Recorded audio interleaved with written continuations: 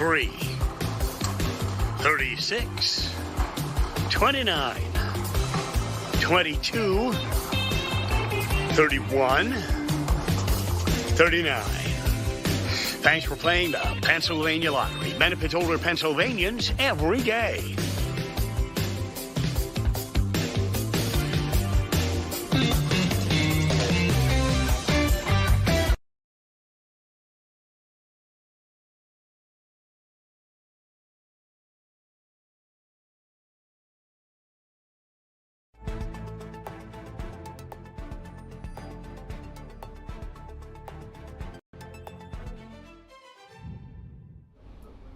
Welcome to Philadelphia Live. I'm Judea Murray. We have a lot cooking for you on this show. So if this is your first time joining me, first of all, this is a live, interactive, breaking news program. So if it's live, if it's breaking, if it's happening here.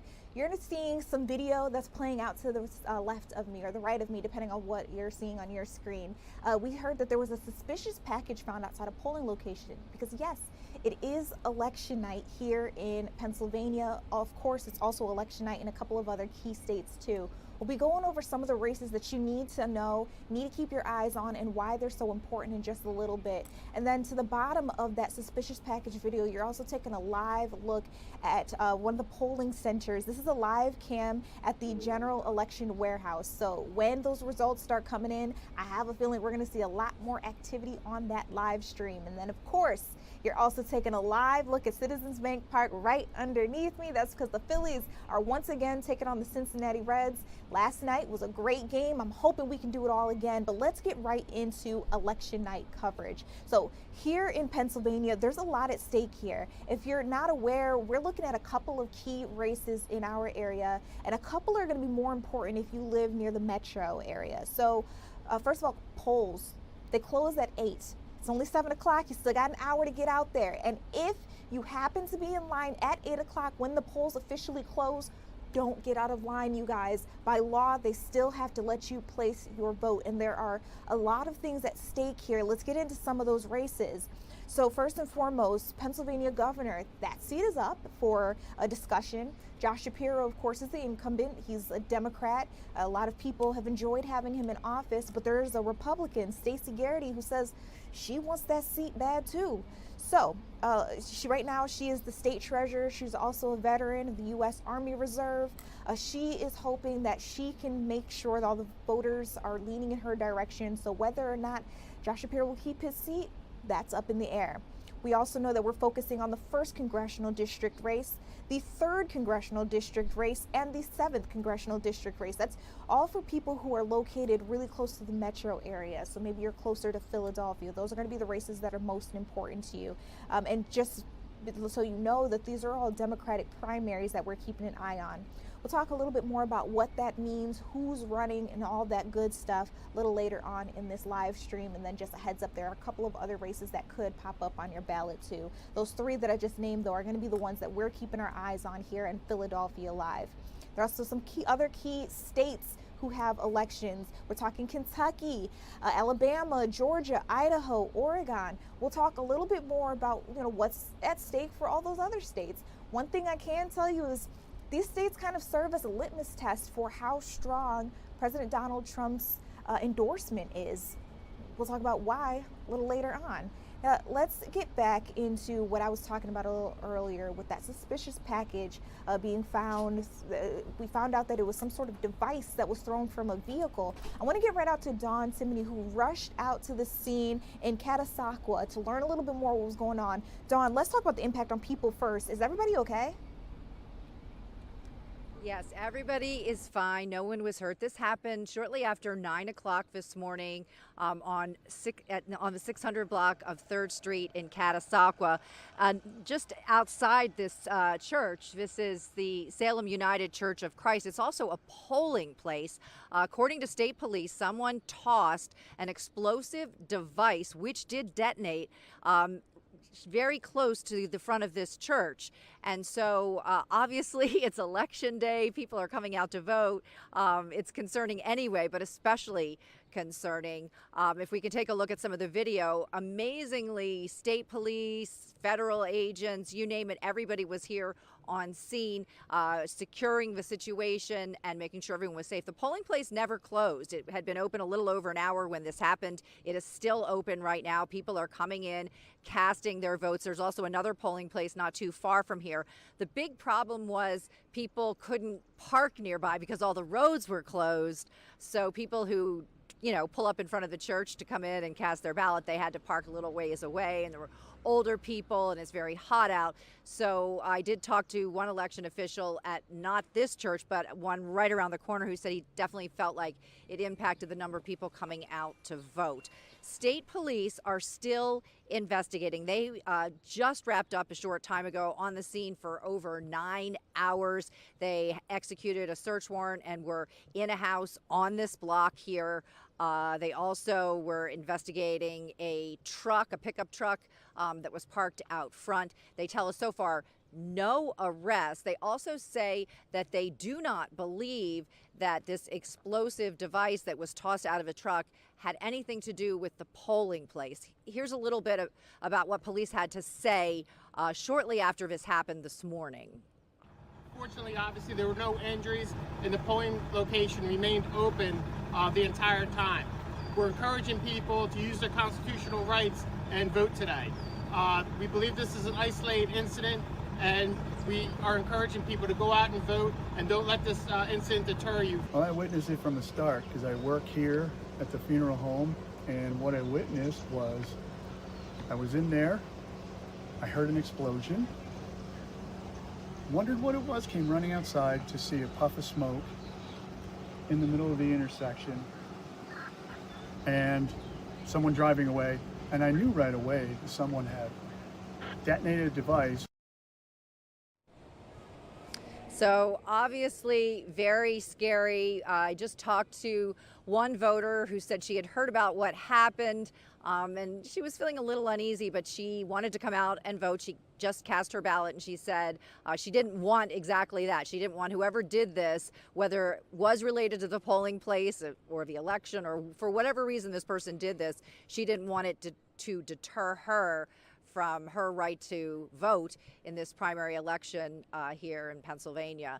So, obviously kind of scary, the timing not great, and state police still trying to figure out the motive here, who this person was and why they did it. At this point, though, they tell us so far no arrests. Judea?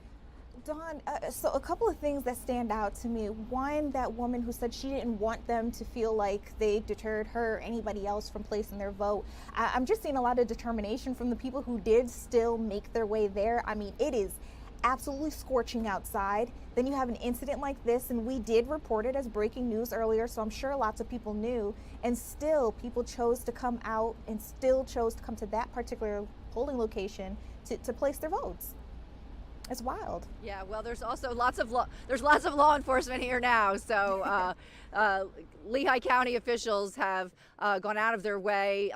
Local election officials, local police, Catasauqua police have gone out of their way to let people know that they are safe to vote at this polling location. It's open until 8 o'clock. And like I said, there's another one like 2 blocks away that also was feeling the impact. I think the big thing was also that a lot of the local streets around here were closed. So people couldn't just park and run in and cast their ballot and run out. They had to park blocks away and walk in the scorching heat. That did not help either. So you had kind of this uneasy factor, but people were still determined. The one election official we talked to said that he thinks some of the older voters in this neighborhood maybe just decided not to vote today, because he said he did notice that voting was a little bit lighter because of the incident. I wonder, just out of my own curiosity, if this would impact anybody's decision in the future to place an absentee ballot or vote early on, rather than going out on the actual day of the election. I mean, according to the officials, this had nothing to do with the election itself, so maybe people just aren't that shaken up, but I just wonder if that'll have any impact in the future. Yeah, it's definitely hard to say. I'm sure, people choose to vote by absentee ballot for various reasons. And again, state police say that this did not appear to have anything to do with this polling location. It is also a church. The timing is obviously a little unusual, and maybe the person who did this just wanted to shake things up. It's hard to say. We're hoping to learn more from state police, hopefully, as early as tomorrow. But the roads are back open, so if people are watching and they want to come out and vote, they can now pull up and park by where you walk in to vote. The police tape is down, and I think people are feeling, a little bit better. So, hopefully people will still come out tonight and cast their ballots. Yeah, you guys still got about 50 minutes to get out there. Once again, if you are in line by 8 o'clock, even though the polling sites are supposed to shut down, they still have to let you place your vote. Dawn, thank you so much for bringing us this developing news, keeping us abreast of everything that's going on. You'll see her again at 10 o'clock if you want to learn a little bit more about this whole situation. Okay, so that was Dawn Timoney reporting for us. Someone asked where this took place. Just once again, this is Salem United Church of Christ in Catasauqua. It's one of the polling locations out in that area. She did mention there's another one about 2 blocks away that also felt the impact when that device was thrown out, and people were obviously scared. It detonated. I mean, I would be afraid too, but also hearing from Dawn, it seems that they are not believing this has any any connection to the election itself. It may just have been what do they call that? Something that just happens at the same time. A coincidence. Lost that word. All right, so let's move on. Another big headline that we are all keeping our eyes on. It is hot. And not just like a regular amount of hot, it is record-breaking hot. I want to actually get right out to our meteorologist, Kathy. Kathy, we just got some breaking news that we broke a record, but I want to set the record straight. The last time here in May, we reached these high temperatures, was it in the 90s or the 60s? It was in the 90s. So the warmest temperature in May for Philadelphia was 97 degrees. So today it's historic because it's the warmest high temperature ever in May in Philadelphia, 98.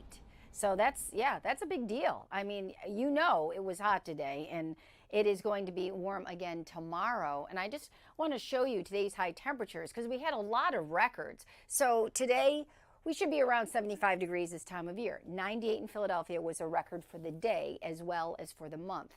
Wilmington, a new record for the day at 96. Reading, a new record for the day at 97. And Trenton at 96 tied the record for the day, set back many years ago. Ultimate Doppler showing a line of showers and thunderstorms moving through Lancaster County, through Chester County, and making their way into Delco. Will they make it into the city? They look like there is a possibility in South Philadelphia. So while the Phils are playing, there could be a few rumbles of thunder nearby. These are not severe. Obviously, rain associated with them. Few rumbles of thunder, but you always want to keep everybody safe in the stands. You can see they're weakening as they move into Concord, into Chester, heading towards Springfield. So it's going to take a little while to get into South Philadelphia, which is right here.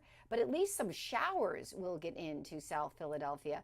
And the bulk of these thunderstorms over Route 30, 202, West Goshen, into Willistown, those may dissipate as they move into Delco as we go through the next half hour or so. These are all associated with the heat of the day. Right now, we're still at 93 degrees in Philadelphia, 93 in Hamilton. How about 68 in Atlantic City? A far cry from the heat inland, and of course, that's all because of the ocean water temperatures being cool in the 50s, and that's the influence down the shore this time of year. Right now, you can see the central part of the country, even into the Midwest, only in the 50s. That's what we'll be seeing over the weekend, unfortunately, some bad timing here. And for your Wednesday, it will be a heat wave, 3 days of 90 degrees or above. Monday, Tuesday, and tomorrow will make it the first heat wave of the season. It also will be a trio of records because tomorrow we are expecting record heat as well. So the record high for Wednesday is 94 degrees. That was set back in 1996, and we are forecasting a high of 96. So here we go again. One more record high. So stay hydrated. It's going to be hot. It's going to be humid. take lots of breaks. If you don't have air conditioning, try to go for a walk in the mall. It's going to be one of those types of oppressive days. We do have rain chances. They're going to come late in the afternoon toward the evening rush. Could definitely slow things down. And you can see these storms beginning to bubble up at about 3, 4 o'clock in the afternoon. They'll be right along the I-95 corridor at 5, 6, 7 o'clock. And even lingering close to the shore at 8, 9 o'clock. That front will stall to our south, and that will give us chances of rain through the rest of the week and even into the weekend. So there is a threat of severe weather. It is marginal. It's highlighted in green on this map for tomorrow. It just means there is a possibility of scattered severe thunderstorms, and they would have potentially damaging wind and the possibility of hail. So here is your forecast. 96 on Wednesday. Thursday, 62, a big drop in temperature, a 34-degree drop in temperature in one day. And then here we go Friday, staying cool, still a chance of a shower in the forecast, unsettled over the weekend, in and out of showers, and of course, increasing sun and milder, near 80 degrees by next Tuesday. But between now and then, it is going to stay unsettled after we get through the day tomorrow. So one more day of record heat, Judea, and then not so great, feeling more like a showery October stretch than Memorial Day. And that's the way it goes sometimes. Yeah, I guess so. It's just wild to see that drop off from Wednesday to Thursday. Kathy, while I have you here, you know, a lot of people are weighing in about how crazy this weather that we're experiencing is, how hot it's been out today, a lot of different ways to beat the heat. I just want to, you know, remind people that we're actually getting some breaking news in as well, that 57 Philadelphia schools are going to shut down. I mean, do you remember being in school? Probably wasn't common for you to miss school because of how hot it was, maybe for a snow day, but you know, this is an option now where they can have virtual learning days, which is amazing since COVID. And you know what, as well, when we would have school canceled or move in this remote way in recent years, it would be in the fall because it would still be hot. So this is still very early in the season because the kids get out of school in June, and back in the day, it didn't get that hot in May. And now we're seeing these types of temperatures in May. They're more like July. And you're talking about 3 days of 90 degrees or above, and they're records. So that's pretty impactful. So I'm not surprised that they're doing this because it is going to be too hot. And some of these city schools may not have air conditioning because the kids aren't in school during the summer. So that's a big deal too. Yes, it is. I'm learning that as well. Thank you for bringing us our forecast here. You guys, let's continue talking about that situation. I told you 57 Philadelphia schools are going virtual tomorrow. Your child's school might be on that list. If you'd like to learn a little bit more about that, we actually have an article available for you on fox29.com. You can also go on the free Fox Local app. It should be one of our trending topics that you guys can go ahead and look at. Again, virtual learning days. Now, this is not just for the kids who are sitting in the schools. We're also talking about the early childhood centers that operate at any of these 57 locations. They will also shift to virtual learning, and any in-person after school activities, that could even mean your sports, all of that canceled. But it means put the sneakers away, take out the laptop, you got some learning to do. Students were sent home with Chromebooks on Monday to support their virtual learning this week. So that is breaking news that we're bringing you all. We're going to keep up with all things happening with the heat, with election night. And I also want to make sure that we're keeping our tabs on what happened with that mosque shooting out in San Diego, California yesterday. We're learning new information, including the victims' identities and what could have possessed those 2 teenage suspects to carry out this horrifying incident. We'll talk about it when we come back.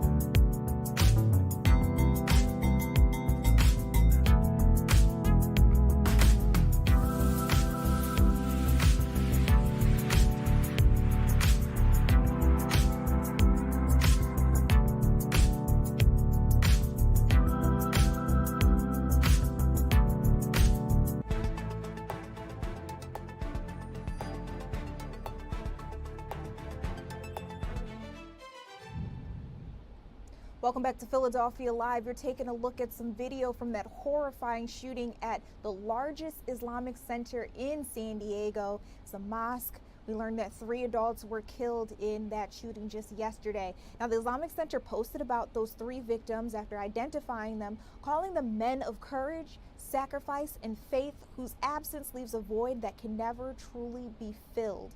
We're also learning more information about the suspects in this case, in which we're talking about 2 teenage boys. Those teenagers killed those 3 people at that San Diego mosque, and according to officials, they shared a, and I quote, broad hatred toward different religions and races. The FBI says that authorities have already uncovered some writings from the suspects that talked a little bit more about their hatred. But officials are declining to tell us any more about what those writings really included. They also say they've recovered 30 firearms and even a crossbow from 2 residences that had been searched in the investigation. Remember, they said yesterday that they were going to start start implementing search warrants. FBI also says that authorities are still trying to uncover whether the shooters, those 2 teenage boys, had any broader plans. But there was a news conference earlier, it was held today. I want to let you listen in to some of the new details that we're learning in this case. Let me start by saying we're going to try to cover many of the developments that we've learned over the last 24 hours. We're going to identify the names of the victims from yesterday's horrific event. But what I want to really start with explaining to everybody, particularly in our Muslim community. I know it may not feel this way, but we are one community. You're going to see a visible presence at places of worship throughout our county. Law enforcement is banding together to make sure that there is a feeling of being safe at every place of worship.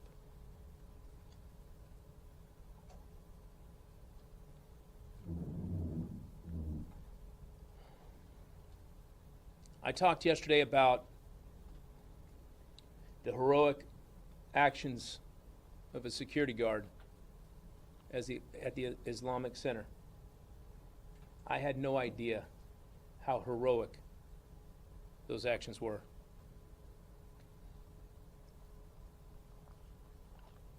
The individuals that did this heinous act ran past the security guard, most likely not knowing he was there. He immediately observed the threat to everybody at the mosque. He began to engage them with gunfire. Both suspects returned fire. You can see the security guard reach for his radio and put out the lockdown protocol. The security guard then continued to engage in a gun battle with these 2 suspects. His actions, without a doubt, delayed, distracted, and ultimately deterred these 2 individuals from gaining access to the greater areas of the mosque where as many as 140 kids were within 15 feet of these suspects. Tragically, he died in that gun battle. The other 2 victims, as best we can tell with the video surveillance at the mosque, drew the attention of both of these suspects back out into the parking lot area where they were unfortunately unable to flee. And both suspects were able to successfully corner them and kill both of them. While both suspects were outside, the massive response that was seconds away undoubtedly pushed both of the suspects to run back to their vehicle and flee the parking lot.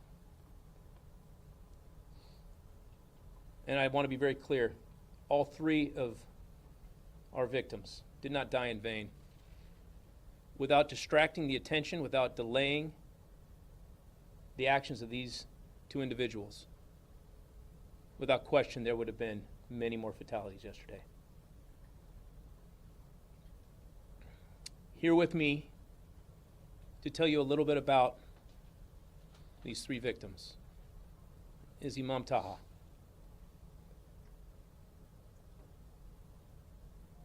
What you will not hear from us today is the names of these two suspects. Today is about our victims and our community coming back together again. And I have to say, the courage and the strength that Imam Taha has shown in the last 24 hours is beyond inspiring. And so with that, let me bring up Imam Taha to talk about our three victims.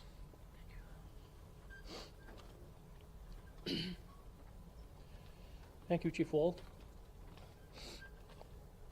Excuse me if I get a little bit emotional. We call them our brothers in the community. We call them our martyrs and our heroes. Our security guard, Amin Abdullah, he goes by Amin Abdullah. Brian Climax, such a lovely person. He never stopped smiling to anyone, our community members, as well as our visitors. If it was not for him, as Chief mentioned, the carnage would be much worse.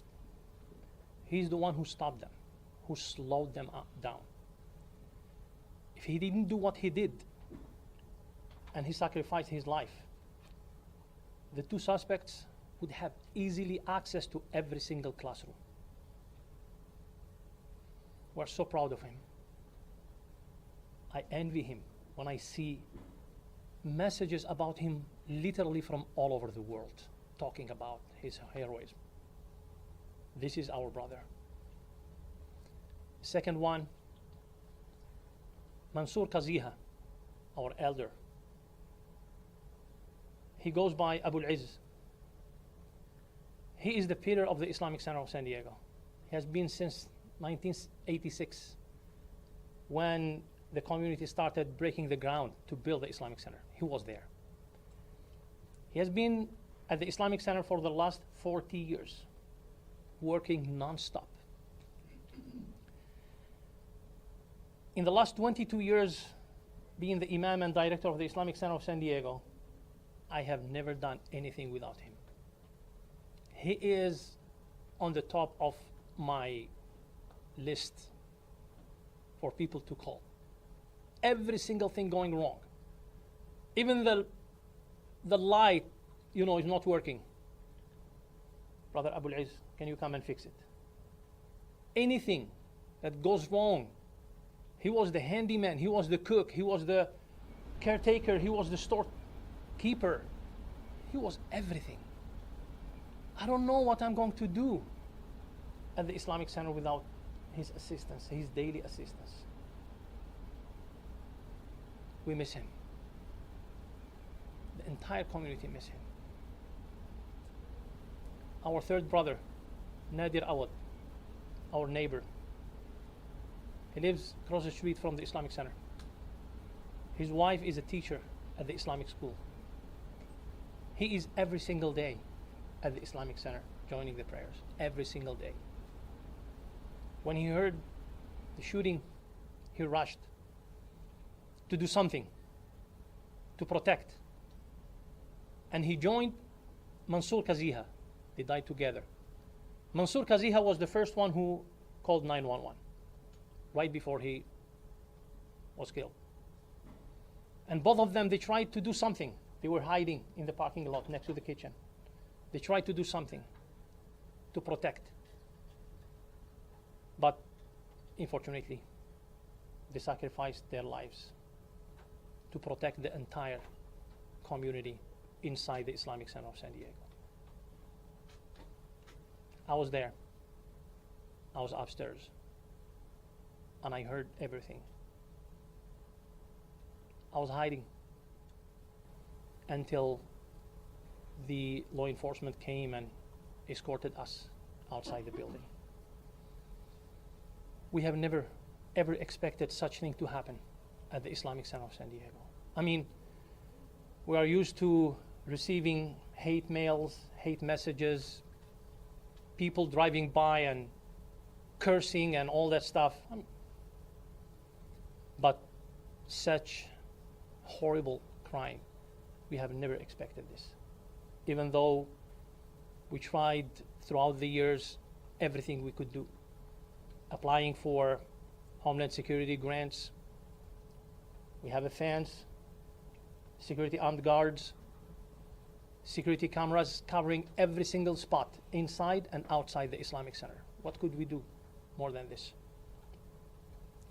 So this is what my community is going through at this time. My community is mourning.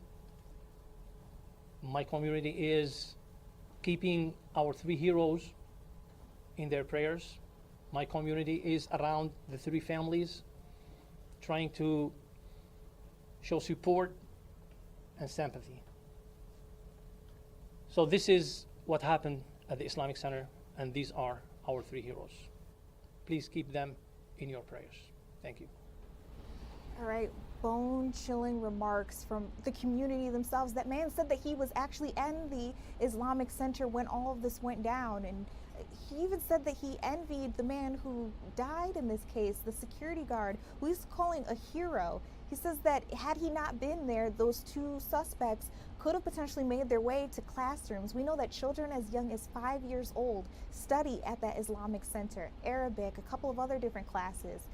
So again, this is all what took place yesterday. Don't worry, we're going to get back into that press conference. Later on, they're actually going to have a Q&A, and I want to let you listen in to some of the important questions reporters were asking and how they chose to answer that stuff.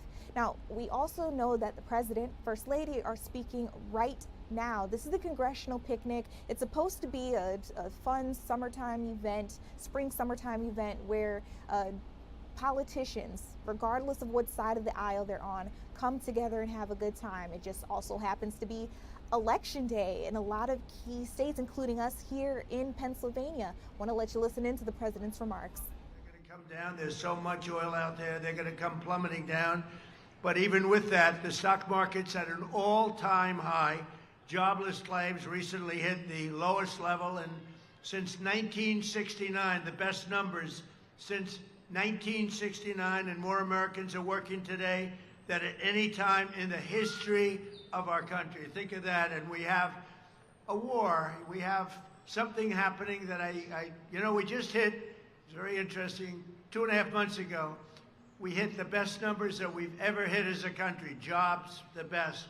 Everything was the best. Stock market, the highest. And I called my people in. I called them in. I said, congratulations, everybody, but we're going to have to make a little journey down to a place called Iran. We have to stop them. They have nuclear on their mind, and we're not going to let them have a nuclear weapon. And we've done a hell of a job, and I think we're going to be finished with that very quickly, and they won't have a nuclear weapon, and hopefully we're going to get it done in a very nice manner. Factory construction, as you heard today, also is up. Housing starts are up, and consumer spending is up. All things that we have an economy. People aren't seeing it yet. When we inherited, when we started, we had the highest inflation in the history of our country. And we actually had, just before the war, before the energy forced other things up, but up or down, we had the best numbers. We had inflation was at 1.6% for the last 3 months just prior to the war. And now you're going to see numbers like that again. We inherited high prices, and we got the prices down, and we got them down to numbers that in some cases people have not seen before. But think of it, inflation at 1.6%. Manufacturing right now is booming. American companies are purchasing core capital goods at the highest amounts ever in the history of our country. Our previously wide open border is now the most secure border in the history of the United States of America. And last year, remember, we inherited a mess. And last year, we had the largest drop in murder rate ever recorded to the lowest level in 125 years. That's the year 1900. Think of that. And working alongside many of you, and you are unbelievable, the senators, the cabinet members. We have such a great cabinet, and all of the congressmen and women. You're the most incredible people. But working alongside of many of you here, we passed that. Very important. And again, remember, I went to John and I went to Mike. I went to a lot of the senators and congressmen and women, and I said, we can try and do this at one time, get 4 years worth. That's why we call it the Great Big Beautiful Bill. We can do it at one time, give it a shot, but everybody says it's impossible to get approved. Well, we got 4 years worth of goodies approved in a period of time, and at a period of time that they said would be impossible. And we're lucky we did, and it's gotten a little bit harder as time goes by. In fact, the only one that gets things approved now are Melania and her friends. She gets them approved bipartisan. I'm going to talk to her later. I'm going to say, what are you doing? But it's great. It's great stuff. But what we did do is we got something done, and we're getting a lot approved. We're getting a lot. You're going to be seeing that too. You've been watching it. Amazing. With really small majorities, we've gotten record-setting numbers approved. And when you add no tax on tips and no tax on Social Security, all of the things, think of this, no tax on tips, no tax on overtime, no tax on Social Security for our great seniors, and that's just the start. A deduction, you buy a car and you get a deduction for the first time on the interest you're paying on your loan. If you're borrowing money, you take out a loan, you get a deduction. It's never happened before. We have so many different things. One other thing I have to say, because it's affected so many people, estate taxes or the death tax. You love your children. You want to pass on your estate to your children. Well, in the old days, meaning not so long ago, your children would have to go out and borrow tremendous amounts of money to go and take care of the farm or the small business, whatever it may be. But it especially affected those in small business, but more than anything, farmers. And they'd go out. The children would go out, borrow money from their bank, wouldn't be able to pay it back. Bad things happened to them. Many of them couldn't handle life, actually. And we got it. There's no estate tax. There's no death tax on your farm, on your small business. Nobody thought that was possible. So if you love your children, you can leave your business to your children. You can leave your farm to your children, and they'll be very happy. Now, if you don't love your children, don't bother. Then it doesn't matter. What I'm saying is just a big waste of time. But if you love, think of it, you have no death tax, you have no estate tax. You can leave it to your children, and we love that. It was so important to me. We've restored the American strength on the world stage. We're respected all over the world. You might have seen, I was in China a few days ago with President Xi, and it was some display. We had a great time, but we also got a lot of business done, a lot of great business for our farmers with soybeans, record purchases of soybeans and lots of other things. And they're buying many Boeing airplanes, and they're buying a lot of other things too. We had a great relationship. I've always had a great relationship with President Xi. Together, on a bipartisan basis, we passed the Laken Riley Act to get dangerous criminal aliens off our streets. We love Laken. We passed the Genius Act to keep America at the forefront of finance and new technology, and working with Melania and the group, Congress passed the Take It Down Act to protect our nation's children. So that was something. And everyone here tonight has a lot to look forward to, so that in the coming months, we're going to have some very amazing events. One of them is going to be right there where you're standing. It's good. The hardest ticket I have never seen anybody want anything so much as people want those tickets. It's a one-of-a-kind UFC. That's going to be something, UFC event on the South Lawn. Right there, we're going to build an arena. It's going to hold probably, I would say, 4,000, 5,000. The great Dana White is putting it on. You know, we'll get it up to the max. And behind you in the park, the beautiful open piece of land, we're going to have anywhere from 75,000 to 100,000 people, all free of charge. We're building 8 giant screens back there. So we have a small arena here that we're building, never happened before. And in the back, we're going to have close to 100,000 people watching the fight. They're going to be all championship fights. It's going to be great. 100,000 people. I want to see it. I don't know about you. He said this is going to take place at the White House. If you're not familiar with what he's talking about there, that UFC Freedom 250 event is supposed to take place on June 14th of this year. That is also President Donald Trump's birthday. So I'm sure that is going to be the event of all events. Listen, if the president is still talking, a little later on in the stream, we'll pop back in to see what he's talking about during this congressional picnic. But I still have to bring you some of the top news of the day. So Tyler Robinson. Do you remember that name? He's the man accused of assassinating Charlie Kirk. Well, he was back in a courtroom in Utah a little earlier. I want to touch base with one of our Fox News reporters who has more information on what exactly took place there. Kaylee, I know that you have been keeping up with this. Let me know, what have you learned so far? Hi, Judea. So today in court, Robinson's team spent a lot of time criticizing the prosecution for speaking to the media, but prosecutors say they had no choice, arguing in court that they needed to clear up misleading claims the defense made in court documents to protect a potential jury pool from misinformation. It's all related to the release of an ATF ballistics report.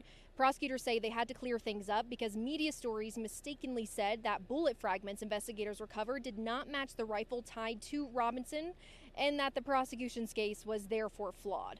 But prosecutors pointed out the ATF report said a match was, quote, inconclusive. The defense says prosecutors should be held in contempt of court for speaking publicly, and they want an evidentiary hearing on the matter.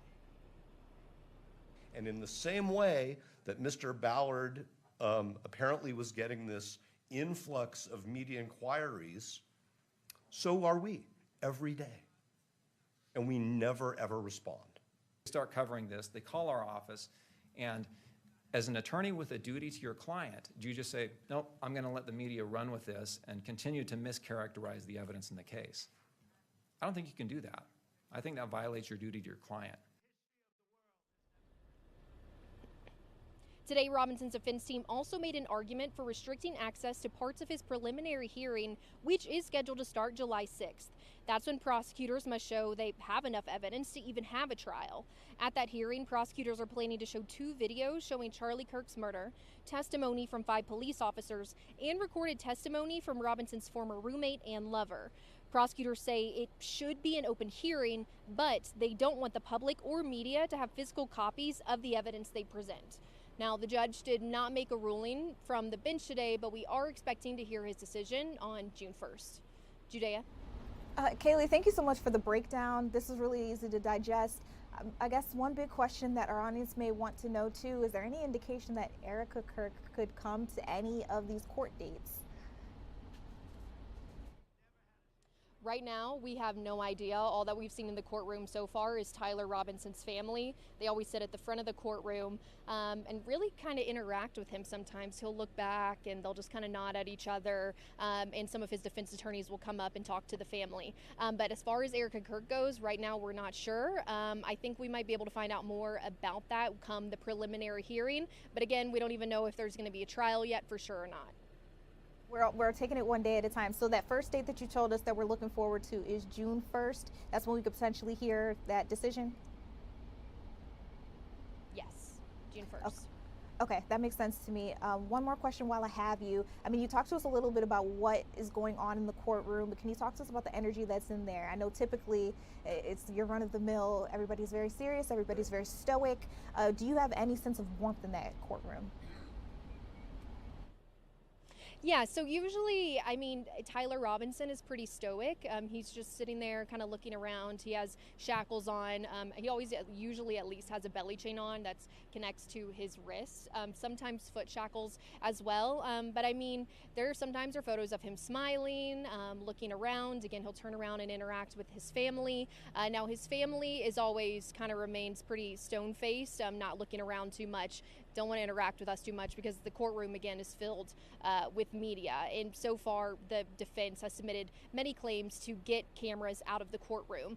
They just lost that fight just a couple of weeks ago. And so it's kind of hard to tell sometimes because again, there's always a pool camera inside the courtroom. But after a couple of rulings by the judge, it's been moved to the very back, so we can't always have a shot of his face. Got you. And then, I just want to be transparent with our audience because they're going to see different images coming out of this case, the courtroom as things progress.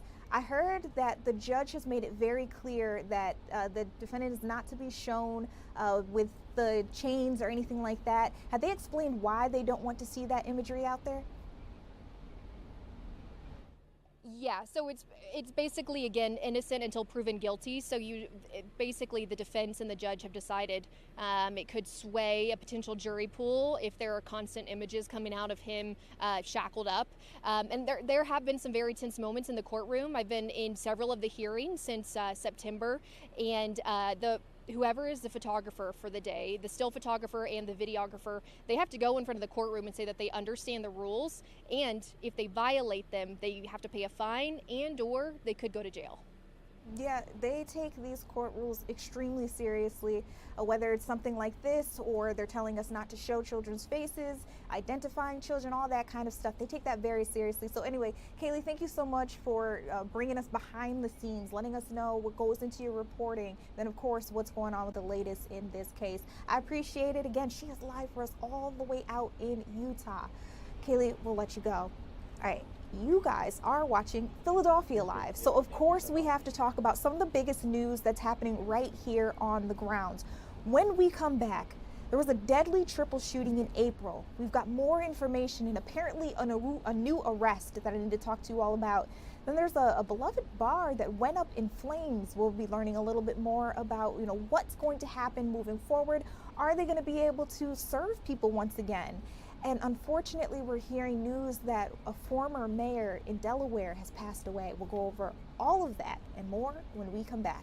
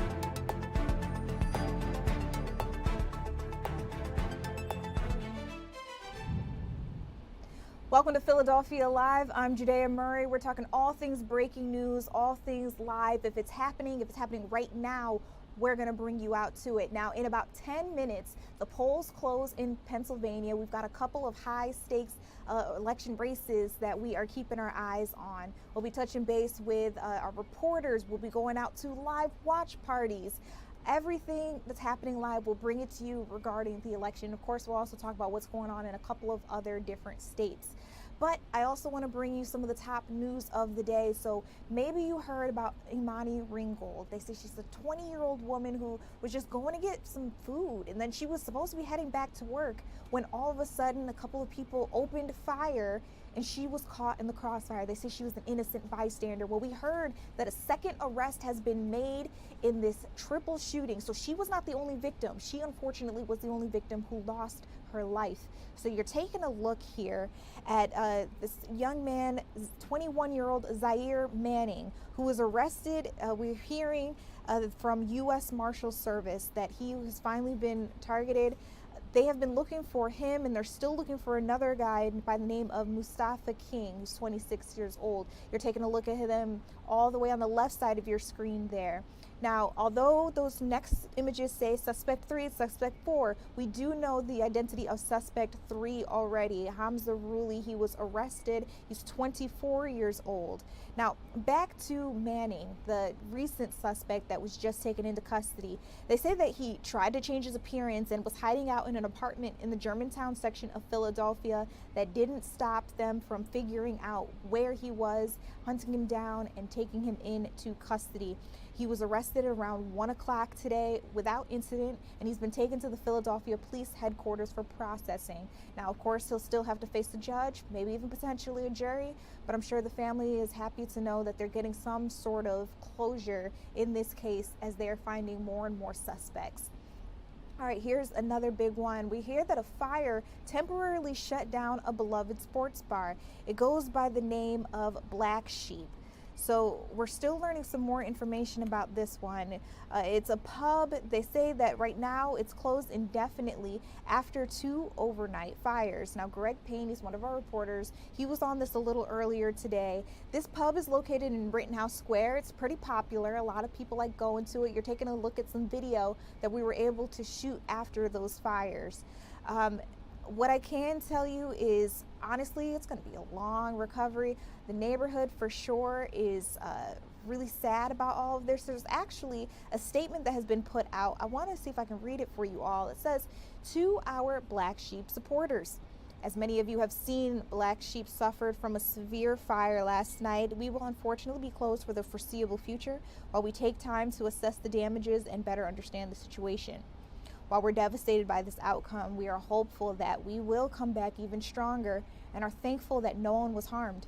We are eternally grateful for all of the support we've received and ask for patience during this troubling time. Our focus is on supporting our staff, contacting upcoming reservations and parties, and beginning the rebuilding process. We will update everyone to the best of our abilities and are thankful for all of the love. We look forward to opening our doors again soon." And I mean, you can imagine how big of a loss this is for a bar when we have FIFA World Cup coming up.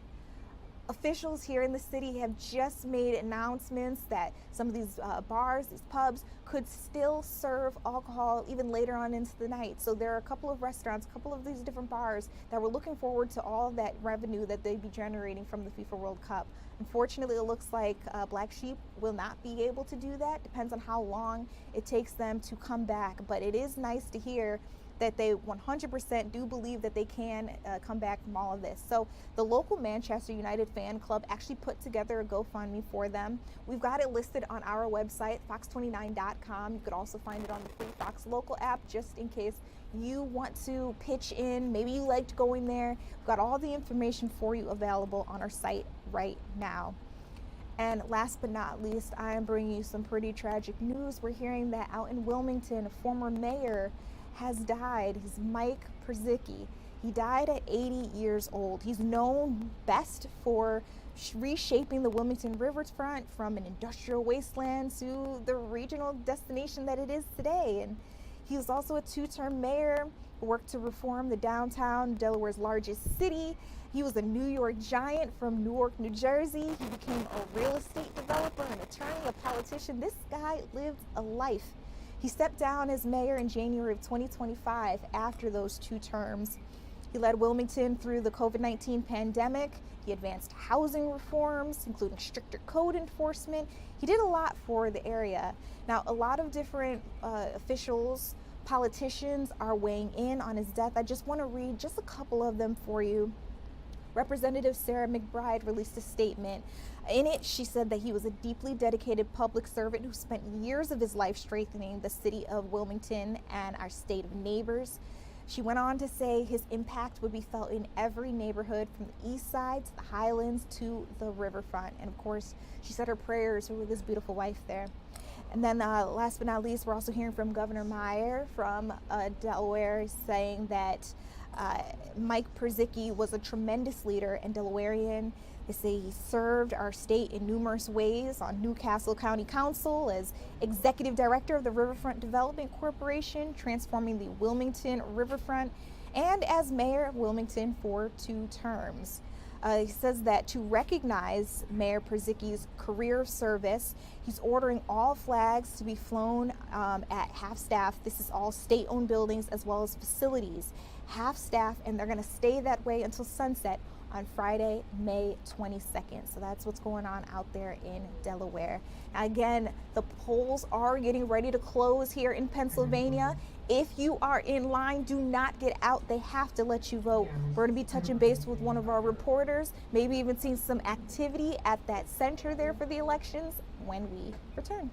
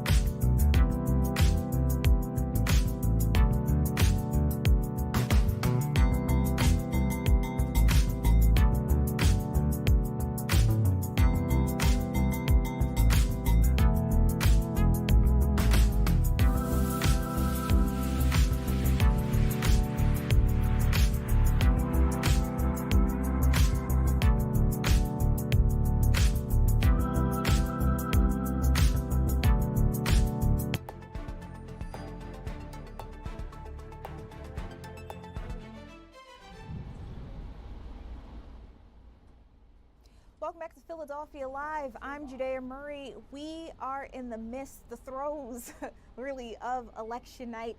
Polls literally are closing in about 7, 6, 5, 4, 3, 2, 1. Polls have closed in the state of Pennsylvania. If you're still in line, don't get out. I want to get right out to Shawnette Wilson, who's been on poll watch. I want to know, how has the turnout been? Are a lot of people getting out here? What are you seeing, Shawnette? I love a countdown clock, by the way, Judea. I love that countdown you just did. So the poll's closing. We're in Fairmount at Bache Martin Elementary School, where, as you mentioned, polls just closed.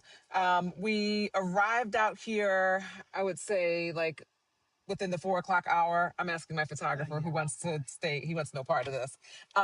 So in the 4 o'clock hour, we arrived here, and I would say like maybe after 5, we start to see like crowds of people coming out, which obviously would make sense, especially for people who have worked and have come to came out to vote after working. So they had a pretty good flow of people here today. Right now, though, it cleared out because it looks like there's some rain that's going to move in and the wind's blowing. So, all the volunteers have kind of like gotten out of here. But I had a chance to actually talk to a voter. One woman agreed to talk to us and to talk about her voting experience overall today with actually coming out to vote, because we know some people will do mail-in ballots. But she actually came out to vote today, and let's listen to what she had to say. My experience today voting was very easy. It took less than 2 minutes for me. I had researched what I wanted to put down and went ahead and did it. Voting is very important to me right now because I am really in favor of preserving democracy and people having their say rather than handing over that power or giving up. So I'm really excited to get out and vote. What would you say are some of your top concerns that we're facing right now? I'm very concerned about a rise in authoritarianism in our federal government. I believe that voting at the primary can have an impact on that by selecting who we send to Congress. And so that is a big concern for me. And I'm also very concerned about wealth inequality. So those were two factors that I included in my voting decisions. All right, so what we're focusing on, or I'm focusing on tonight, is the 3rd Congressional District seat, which was held by Dwight Evans for a long time. He announced last summer that he is retiring, and so that's how the seat became up for grabs. It started out like with maybe a dozen candidates and has since narrowed down. We are focusing on 3 main candidates right now. One would be Dr. Ayla Stanford, who doesn't have a background in politics, so she is, throwing her hat in the ring and trying this for the first time. But she does have a big name, and not just here in the Philadelphia area, but really across the country, because she's a pediatrician. And during COVID, she started what we know as the Black Doctors COVID-19 Consortium. And they went out and focused on testing in the Black community primarily, and also educating people about the vaccine, and also administering the vaccine for people who chose to get it. And so that's how her name became super big. She is trying out politics for the first time here. She also has the endorsement of Dwight Evans, who, as we know, like I said, is retiring, and has held this seat. Also, we're watching State Senator Sharif Street tonight, who comes from a family of politicians. His dad, John Street, was the mayor of Philadelphia. His uncle, Milton Street, was also a state senator. So he's coming from a big background. This is familiar ground for him. He has the endorsement of a lot of big names, including Mayor Sherrell Parker. And then also, lastly, we're looking at State Rep Chris Rabb, who is a social justice activist. That's what, he has kind of talked a lot about on the campaign. He's been very big on prison reform. And so, he's the third person that we're focusing on in this race tonight. So I want to go back to that voter that you just heard from a minute ago. She volunteered to talk about who she voted for this particular race tonight. Listen in. Can I share who I voted for? Am I allowed? If you want to. I wasn't going to ask. I would love to. Sure. I voted for Chris Rabb today. I'm very excited about what he's doing. I think he is really addressing things for the people rather than pleasing the wealthy and influential. And so I think that is a really important race today, and I'm really hoping to see a push toward progressivism. All right, so there you have it. That is one voter's perspective. People were coming and going today, but she was the person who agreed to talk to us. So in the beginning, Judea, it was said that Sharif Street was the front runner in this race. And now we have no idea which way this could go, because there have been no real definitive polls to say, where voters are leaning. So the seat is literally up for grabs. We really don't know. It's being called a deep blue seat. So this is what we're working on tonight. And polls, like you mentioned, just closed at 8. And so we will see how the numbers start to come in, and which campaign we'll end up at tonight. For sure. No, Shawnette, we're expecting that around 8:30, that's when we could see maybe some of those numbers coming in. So fingers crossed, we'll be able to bring you guys a live update right here. You found yourself all the way out in Fairmount, right, to report for us as you're going to continue your night, just trying to figure out who's doing well and what parties are going on. Anybody who you're looking at in particular, or just everybody is equal playing field? So we are going to, we just, like I said, there have been no polls to give us an idea of, which way this could go. So where we are now, we're kind of like equal distance from the campaign places for Dr. Ayla Stanford and also State Senator Sharif Street. So we will drop in on those two. And then I think we have a photographer who's going to go to where Chris Rabb is tonight. And then we'll have to decide where we're going to end up for the night, because somebody's going to be celebrating. Somebody for sure is going to be celebrating. I'm actually really excited to see how Pennsylvanian politicians do things, because, I'm coming from Atlanta, Georgia, and not for nothing, a lot of people think different ways about the mayor, Andre Dickens, but that man could throw a party. So I'm looking forward to seeing how Pennsylvania does things. We love a campaign party. We love a campaign party. I was also hoping for some election night pizza. I don't know what happened here in the studio. You were supposed to get it. So, we always joke about how, like, over the years, just like elections, like it's changed, right? Like, I feel like back in the day, not to sound super old, but girl's been around. Candidates used to have like these elaborate parties, and like sometimes you could get like seafood. Now we're working, but the perk is that they might offer you a plate. Now it's kind of like, so welcome back to Philly, Judea. Like, we might get like, hoagie bites, pretzels. Hey, those are I don't prefer either one, but hey. Really? We'll see. There's a whole poll out right now about what Philadelphia's most popular treat is. A lot of people, of course, say the Philly cheesesteak, but then there are a lot of people that say, no, it's the pretzel. Miss me with them. I mean, I can do like a chicken cheesesteak, but like, I haven't had one don't yet. Come for me, y'all. You haven't? No, I've had a cheesesteak, but I haven't had a chicken one. We got to get you out. Okay. All right. Oh, okay. Okay. All right. Well, we'll see what happens tonight and who's celebrating and, who's going to have a spread out for their supporters and the media. And the media. Yeah. Feed our people. Shawnette, thank you so much for weighing in on everything that's going on with election night. All right. Again, as we mentioned to you all who are streaming with us, any minute we're expecting those results to start pouring in, and when they do, trust and believe we will bring you right to it. Ooh, okay, we have somebody weighing in. Brenda says, yes, the ones I used to go to, she's talking about the election parties. The ones I used to go to, we had potluck and seafood. What kind of seafood are we talking about here? Like crab legs or like a little shrimp, like shrimp cocktails? Or what are we talking about here? I want to know exactly how you guys do things. Love it. Ooh, Shawnette, Brenda says you should go to where Ayla will be. We'll keep our eyes open for who's in the lead. Shawnette is really bouncing around, trying to figure out where the biggest party is at and how things are going. Ooh, Brenda said, girl, all of that. They would have had me with the crab legs, I'm not gonna lie. That should be on the next ballot. Back to my question about what the Phillies' signature treat is. I'm just curious. All right, so it is election night, not just here in Pennsylvania, but for a couple of other states as well. But let's get into the biggest races that we're keeping our eyes on. Shawnette told you a little bit about Congressional District 3, but we're also watching the race for governor, where Josh Shapiro, the Democratic incumbent, is being challenged by a Republican, Stacey Garrity, who also serves right now as Pennsylvania State Treasurer. Again, we're also keeping our eyes on the 1st District. So let me pull that one up for you all to make sure we've got the latest information. All right. We're talking about Bucks County here. So Bob Harvey, Lucia Simonelli. District 1 is located in the burbs, so a lot of eyes are going to be on that one. It remains one of the most politically competitive areas here in Pennsylvania.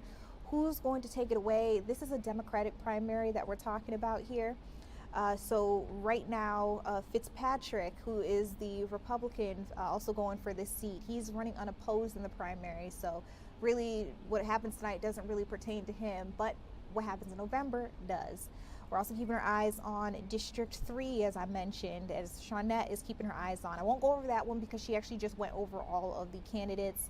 The last one I'll give you here is District 7.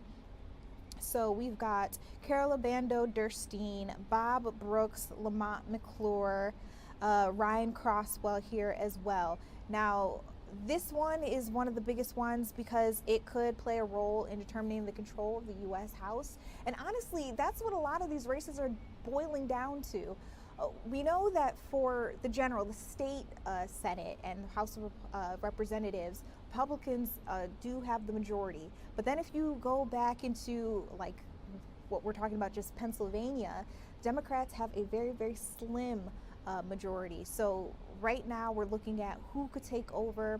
And also I mentioned before that these other states that we're keeping our eyes on, it's really a litmus test for how influential President Donald Trump is, because he has given out his endorsement to a couple of different candidates, a couple of Republican candidates. And if they don't win their races or they don't win in the November election, you know, it's going to be really interesting there to see just how much people are paying attention to who the president is putting his weight behind. All right, now earlier today, there was a White House press briefing. Vice President J.D. Vance stood in for Caroline Leavitt, the White House press secretary. Remember, she is out on maternity leave. She just had her baby. He made a joke that he made a deal with her. If he took over for her while she was out on maternity leave, if he and Usha had another child, she would then go step in for him as vice president. Obviously, that's not happening. But he answered a lot of different questions for reporters. I want to let you listen in as that Q&A section begins. Today we saw the president endorse Ken Paxton over John Cornyn in the Texas Senate race.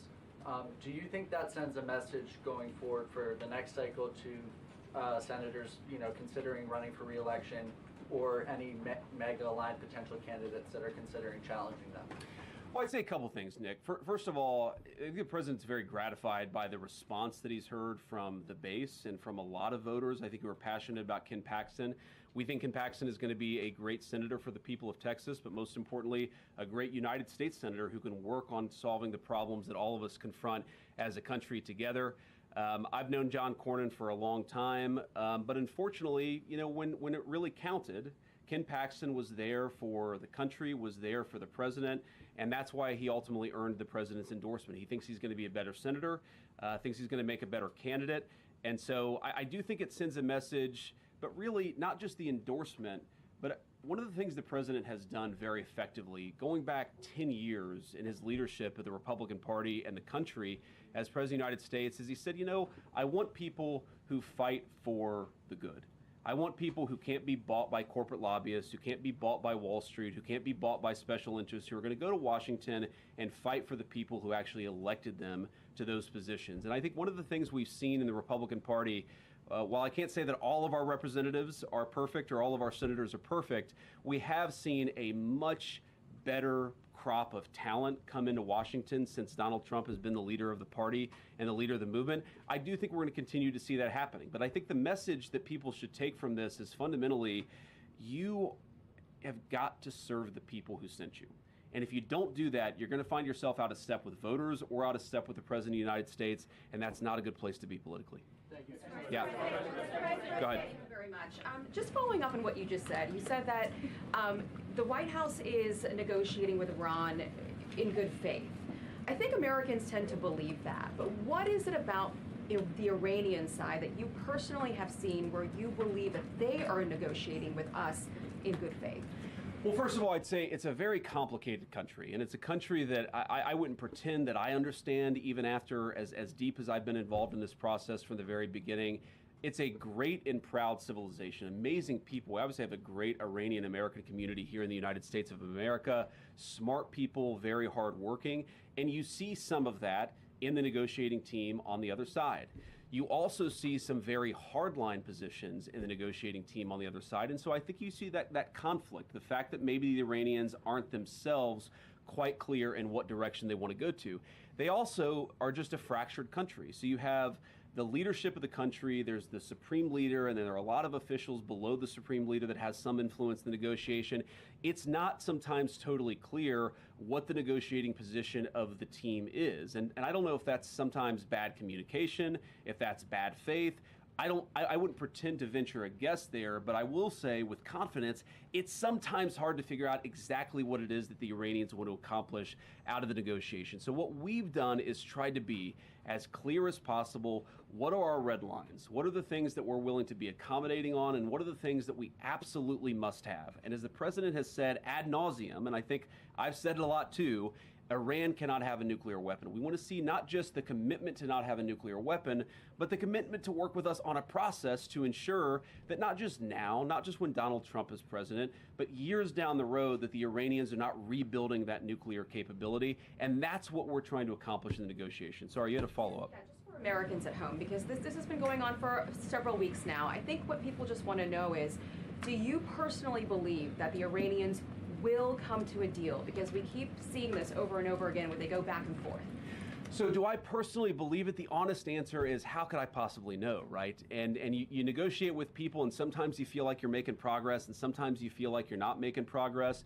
What I think is that the Iranians want to make a deal. What I think is that the Iranians recognize that a nuclear weapon is the red line for the United States of America, that they've internalized that, but we're not going to know until we're actually putting pen to paper on signing a deal. We've had a lot of drafts, a lot of pieces of paper going back and forth, but I will not say with confidence that we're going to reach a deal until we're actually signing a negotiated settlement here. And I think that it's ultimately up to the Iranians whether they're willing to meet us, because I think we're certainly doing a good job, and we're certainly negotiating in good faith. We're going to have to see what ultimately happens with them. I can't say with confidence because I don't know what's in the mind of the other side. John? Mr. Vice President, thank you. I want to ask you about that $1.8 billion fund set up, weaponization fund as it's being called.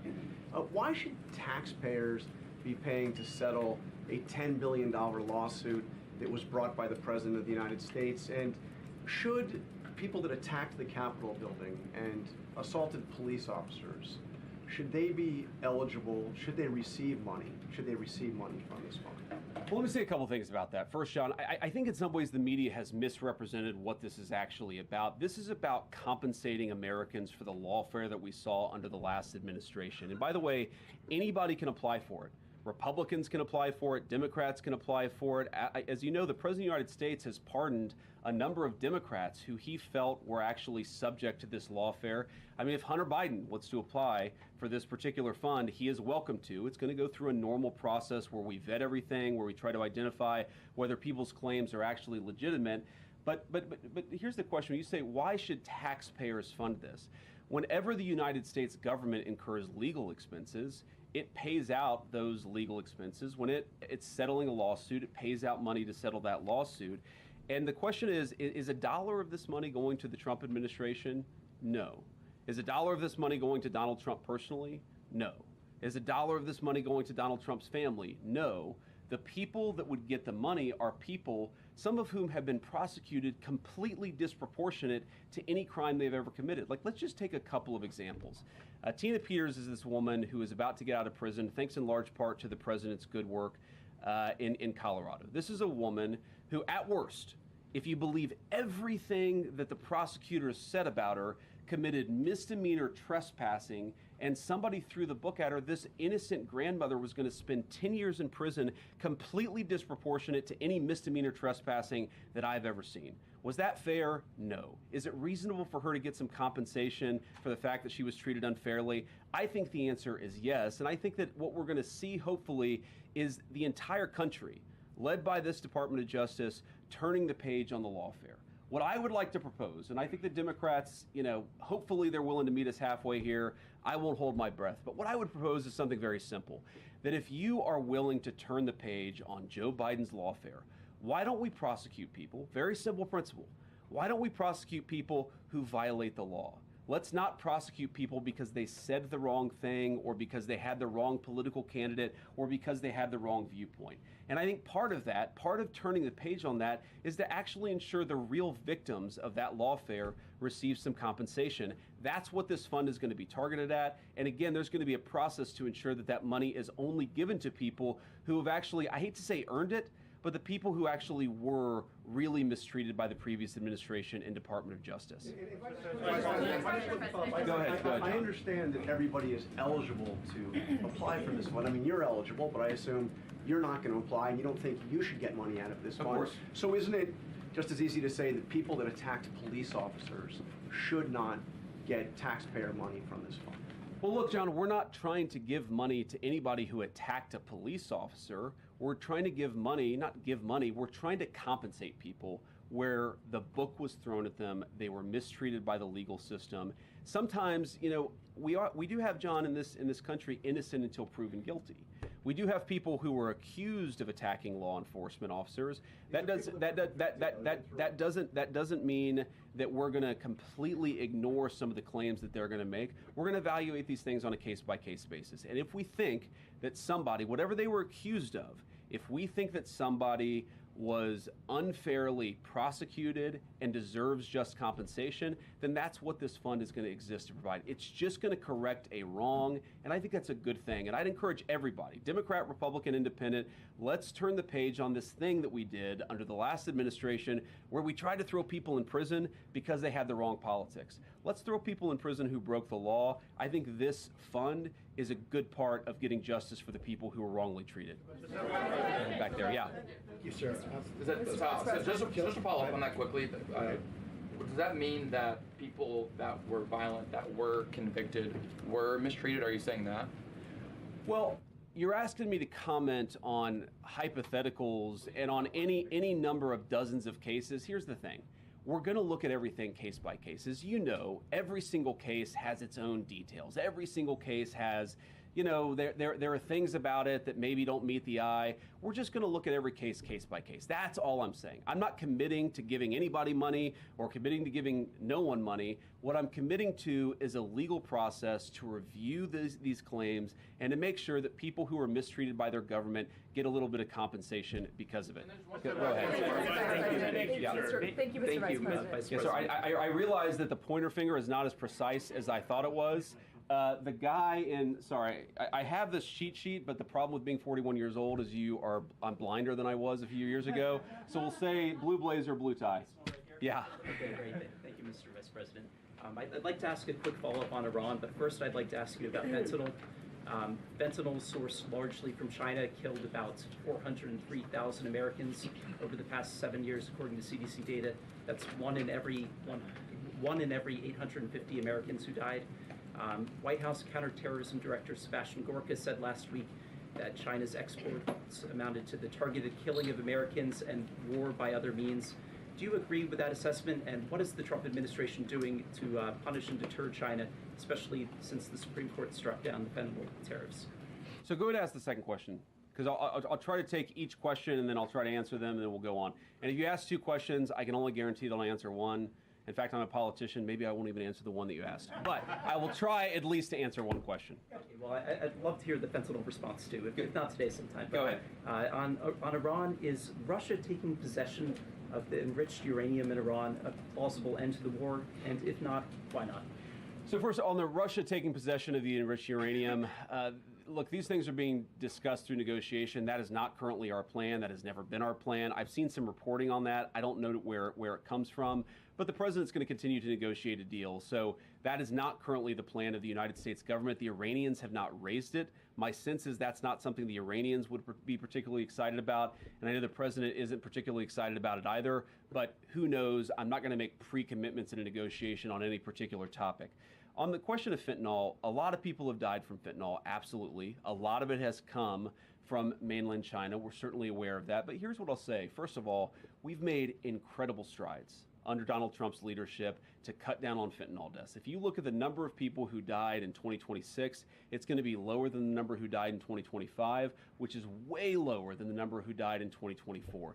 This is one of the things that I think all Americans, we should be celebrating, and I'm certainly proud of the president's leadership for making this possible. We ran, if you remember, in November of 2024 on a very simple idea that a lot of fentanyl came from East Asia, it was smuggled into Central and South America, and then the cartels would bring it into our country, and a lot of our people would get poisoned and killed because of it. We said if you got control of the southern border, we would see a substantial reduction in the number of people who died from fentanyl overdoses in the United States of America, and that is exactly what's happened. Now, yes, the president has raised this with President Xi any number of times. I know it came up during the meeting that they had in China just last week, but it's come up in any number of phone calls, and our sense is that President Xi has been willing to work with us on this, and obviously we want to continue to ensure that the Chinese work with us as much as possible because we don't want our people to be poisoned. So we'll keep working on that issue with the Chinese. There's been, I think, a big amount of progress that's been made, but of course we can make a lot more progress, and we're certainly going to be committed to doing exactly that. Right. Yeah. White jacket, sorry. Oh, hey, yeah, Natalie with Washington Natalie, Post. thank you. Yeah, thank you, Mr. Vice President. Does the government need to create a new mandatory review process for new AI models, given the concerns about Mythos? And secondly, in a few days, Pope Leo is going to release his encyclical on artificial intelligence. What influence, if any, do you see the Pope's guidance on AI having to broader society? Well, I mean, I think when the Pope issues an encyclical on artificial intelligence, it's going to have some influence. I, of course, don't know how much influence. I don't know exactly what it's going to say. But I think when the leader of the world's largest Christian denomination speaks on an issue like that, it's certainly going to have some influence. And I'm sure it'll contain a lot of insights, some of which I'll probably agree with, some of which I may not. But I think that it's going to be a very, very important document. And I think that, you know, one of the things I always found fascinating about Pope Leo is that he chose the name Leo XIV, which of course is recollecting Leo XIII. Leo XIII was the Pope during a period of incredible industrial transformation in the entire world. Of course, that industrial transformation, according to a lot of people, led to the rise of fascism and communism in Europe. I think it was interesting that Leo XIV chose that name to maybe apply Christian social teaching in a new era with a new technological innovation in the same way that the Industrial Revolution was the technological innovation of its time. So I think it'll be fascinating. I'm looking forward to reading it. My guess is it's going to have a lot of influence. On the question of what our policy is going to be, look, what we're trying to do in the Trump administration is very simple. The president wants us to be pro-innovation. He wants us to win the AI race against all other countries in the world. He recognizes that AI is going to be an important tool, not just for our economy, but for our military. And so he wants to ensure that we are winning that particular race. We also want to make sure that we're protecting people. We're protecting people's data. We're protecting people's privacy. I think with this Mythos release, one of the things that we're very focused on, of course, is whether not necessarily the developers of Mythos, but whether some other bad actor could use Mythos to target various cybersecurity vulnerabilities. So it's something that right now we're working in a collaborative way with the technology companies, and we're just trying to make sure that the American people are as safe as possible. I'm not going to get ahead of the executive order or any other actions that are going to come out, but we're trying to balance those two things. We want to be pro-innovation. We recognize, I mean, artificial...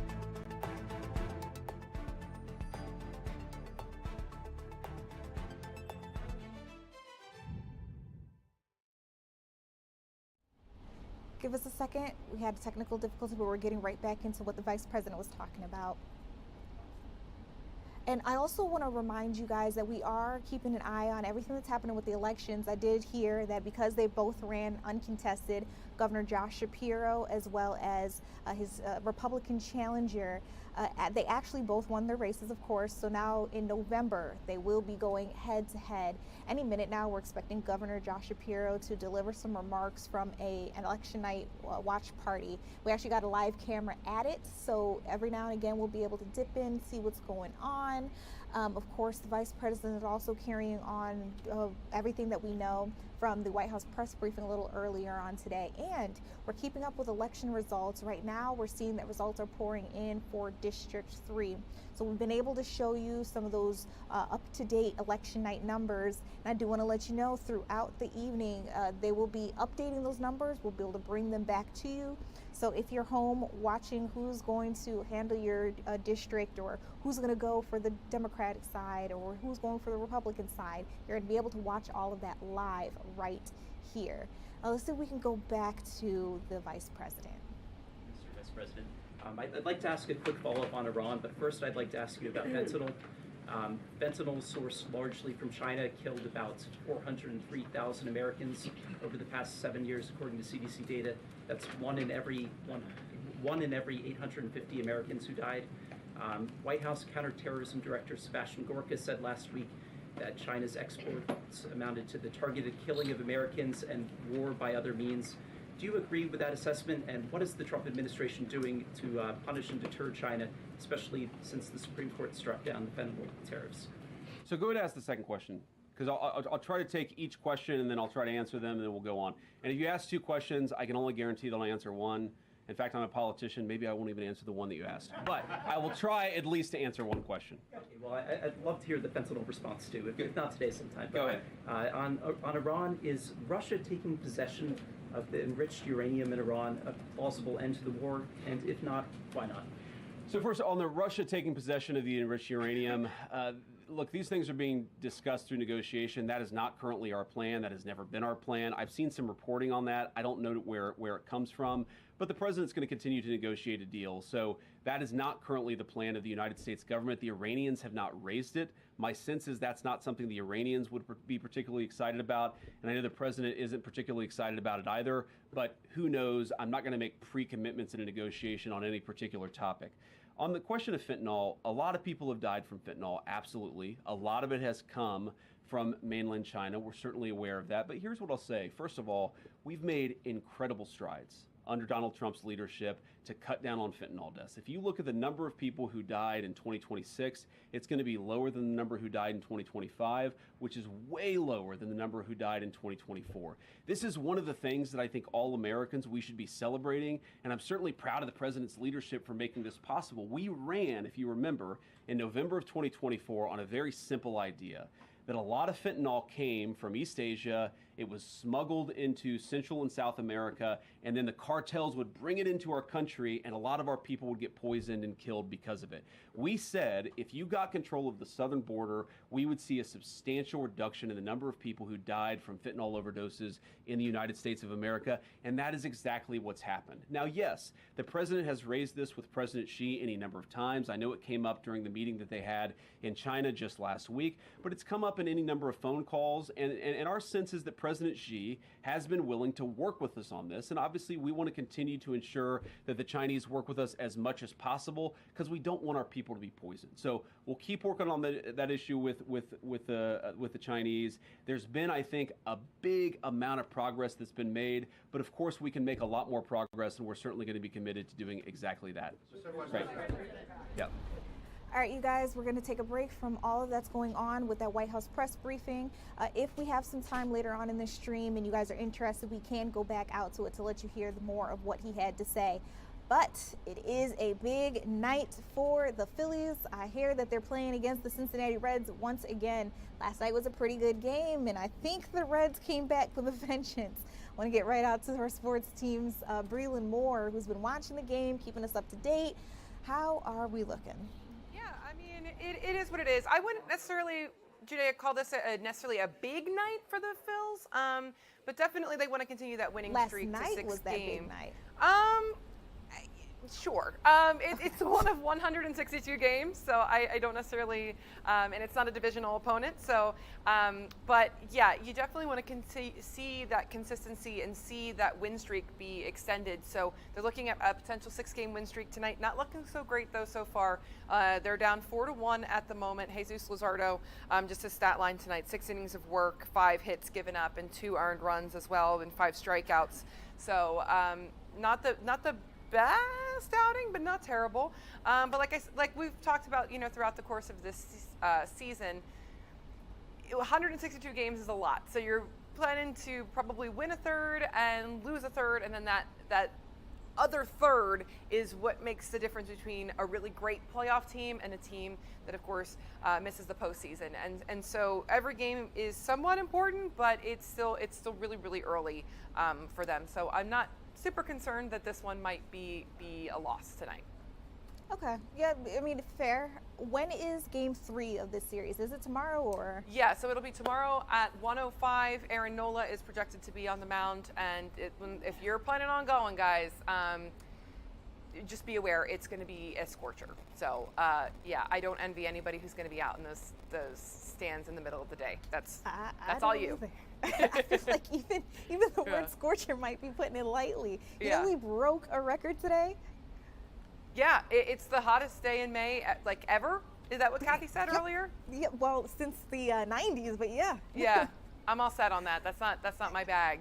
So that's not my ministry. I will be inside where the AC resides. Correct. Okay. Are there any other things that we should be keeping our eyes on in terms of the world of sports? NFL owners meetings were going on today. It was a one-day thing in Orlando. They voted on a couple of things. So the 2028 draft will be held in Minneapolis, and the 2030 Super Bowl will be in Nashville. It's the first time the Super Bowl will be in Nashville, and it will be in that new Nissan Stadium that is currently under construction right now. So that's really exciting news. And then the other thing that was kind of headline-worthy out of that today was that they are bumping the amount of international games from 8 games a season to 10. So obviously the initiative to continue to grow the game of football and make it a global game is very much alive and well at the owners' meetings, and they approved even more expansion into those overseas games. As somebody who just out of curiosity, as somebody who gets to cover the games, what's your favorite? Do you like the home games, like that vibe? Do you like the away games? Do you like the international games? I never covered an international game. I only went with the Phillies once, and I was there as a fan. So I've never gotten a chance to cover an international game, so I can't really weigh in on those very much. I will say, if you're not one of the media people that are on the trip, it makes things very, very difficult from a coverage standpoint to do your job while the team is overseas and you are effectively cut off from them. So I mean, if I'm not traveling with them, I certainly don't particularly care for international games. But in terms of the home and away, it just depends on where it is, what the opponent's like. But there's really nothing like Lincoln Financial Field in the fall. I think the Eagles in particular have a really, really great home atmosphere. I've gotten a chance to cover some really great teams in my career, and all 3 of them have had really great atmospheres. But the Link is something extra special. And so there's nothing like a home game in South Philadelphia. I can't get to experience it for myself for the first time this year. It's going to be so exciting for me. And of course, when all that goes down, I will be checking in with you to see what do I need to know? What do I need to make sure I don't do? I don't want to step on any toes. Breland, thank you so much for giving us this hit on everything that's going on with the Phillies. We'll be checking back in a little later for their latest score. And of course, there's going to be a post-game press conference. We'll be able to hear from Don Mattingly on what his strategy was for tonight's big game, what they're hoping to do tomorrow. Those are going to be moments that you don't want to miss, and we'll bring them out to you live. All right, still a lot ahead. Remember, we are on watch. Governor Josh Shapiro is supposed to speak any minute now. He's got this event that's going on. We actually got a camera at it where we're seeing some officials get up and talk about him and talk about election night. I did mention to you all that both he and his challenger won their respective races. Of course they did. They were running unopposed. So that means in November, we expect to see Shapiro going up against that Republican challenger who very well could take a seat. We'll be keeping our eyes on that and more. Also want to let you know we are hearing more about that Ebola outbreak. I think I mentioned to you all yesterday that the WHO, the World Health Organization, is considering this to be very serious, a global health emergency. And we're hearing that one person who may have had Ebola could be tied to our area. Then we also got some breaking news about the coronavirus. We'll get into it all when we come back.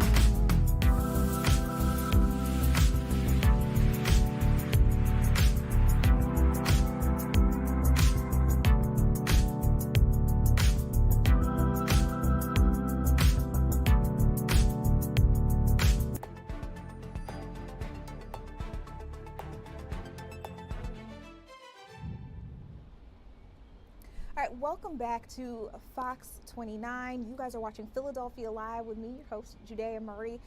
I want to talk to you about health news happening all over the world, but some still having a big impact on our constituents here in Pennsylvania, New Jersey, Delaware area. Let's start with the hantavirus outbreak. We're hearing breaking news from Colorado that they actually have an unidentified adult who has died after a confirmed case of the hantavirus. Now, I want to be clear. Their officials say that this particular case had nothing to do with that cruise ship that we all know went off to sea in Argentina in April. So the Colorado Department of Public Health and Environment, they're putting out the message that this particular strain of the hantavirus that killed that unidentified man happens regularly in the state right around this time of year. They're actually still looking into what may have caused that exposure, but again, they're saying that that man had no connection to the cruise ship. So at that same time, we know that 41 adults, approximately 41 adults here in the U.S. are still under evaluation for the hantavirus. This in relation to the cruise ship, that deadly outbreak that killed 3 people. So we're keeping our eyes on what's happening there, but I did want to bring you that breaking news from Colorado. Now let's talk Ebola, a term that you guys probably haven't heard of in years. Why are we talking about it now? Well, the World Health Organization says that this is a global health emergency. Everybody should be keeping their eyes on what's happening there. We're hearing that an American doctor who contracted Ebola during a missionary trip was working for a local nonprofit and had some ties to our area. So his name is Dr. Peter Stafford. He's an American medical missionary. He's been evacuated after testing positive for the Bundibugyo Ebola virus in the Democratic Republic of Congo. Now, the Congo is where they are primarily looking at trying to keep tabs on all the people who may have gotten sick there. We know that there have been quite a few deaths in those cases. Dr. Stafford, who again has connections here, contracted the virus while working for a Jerkintown-based nonprofit organization called Surge International Missions. Now, I wanted to pull up their Facebook because Surge Global actually put out a post a little earlier today. They put out a picture of this doctor and talked a little bit about, how he worked with the organization, different things that he did for them. But one of our reporters, Shayna, was actually on this story earlier. Maybe you got to see her in Good Day Philadelphia or some of our afternoon programming, where she was able to talk a little bit more about this case. Now, Surge, again, they put out that statement. I can tell you, Matt Allison, the executive director of Surge, put out a statement that said, "Our hearts are with the Stafford family and with the Congolese communities facing this outbreak."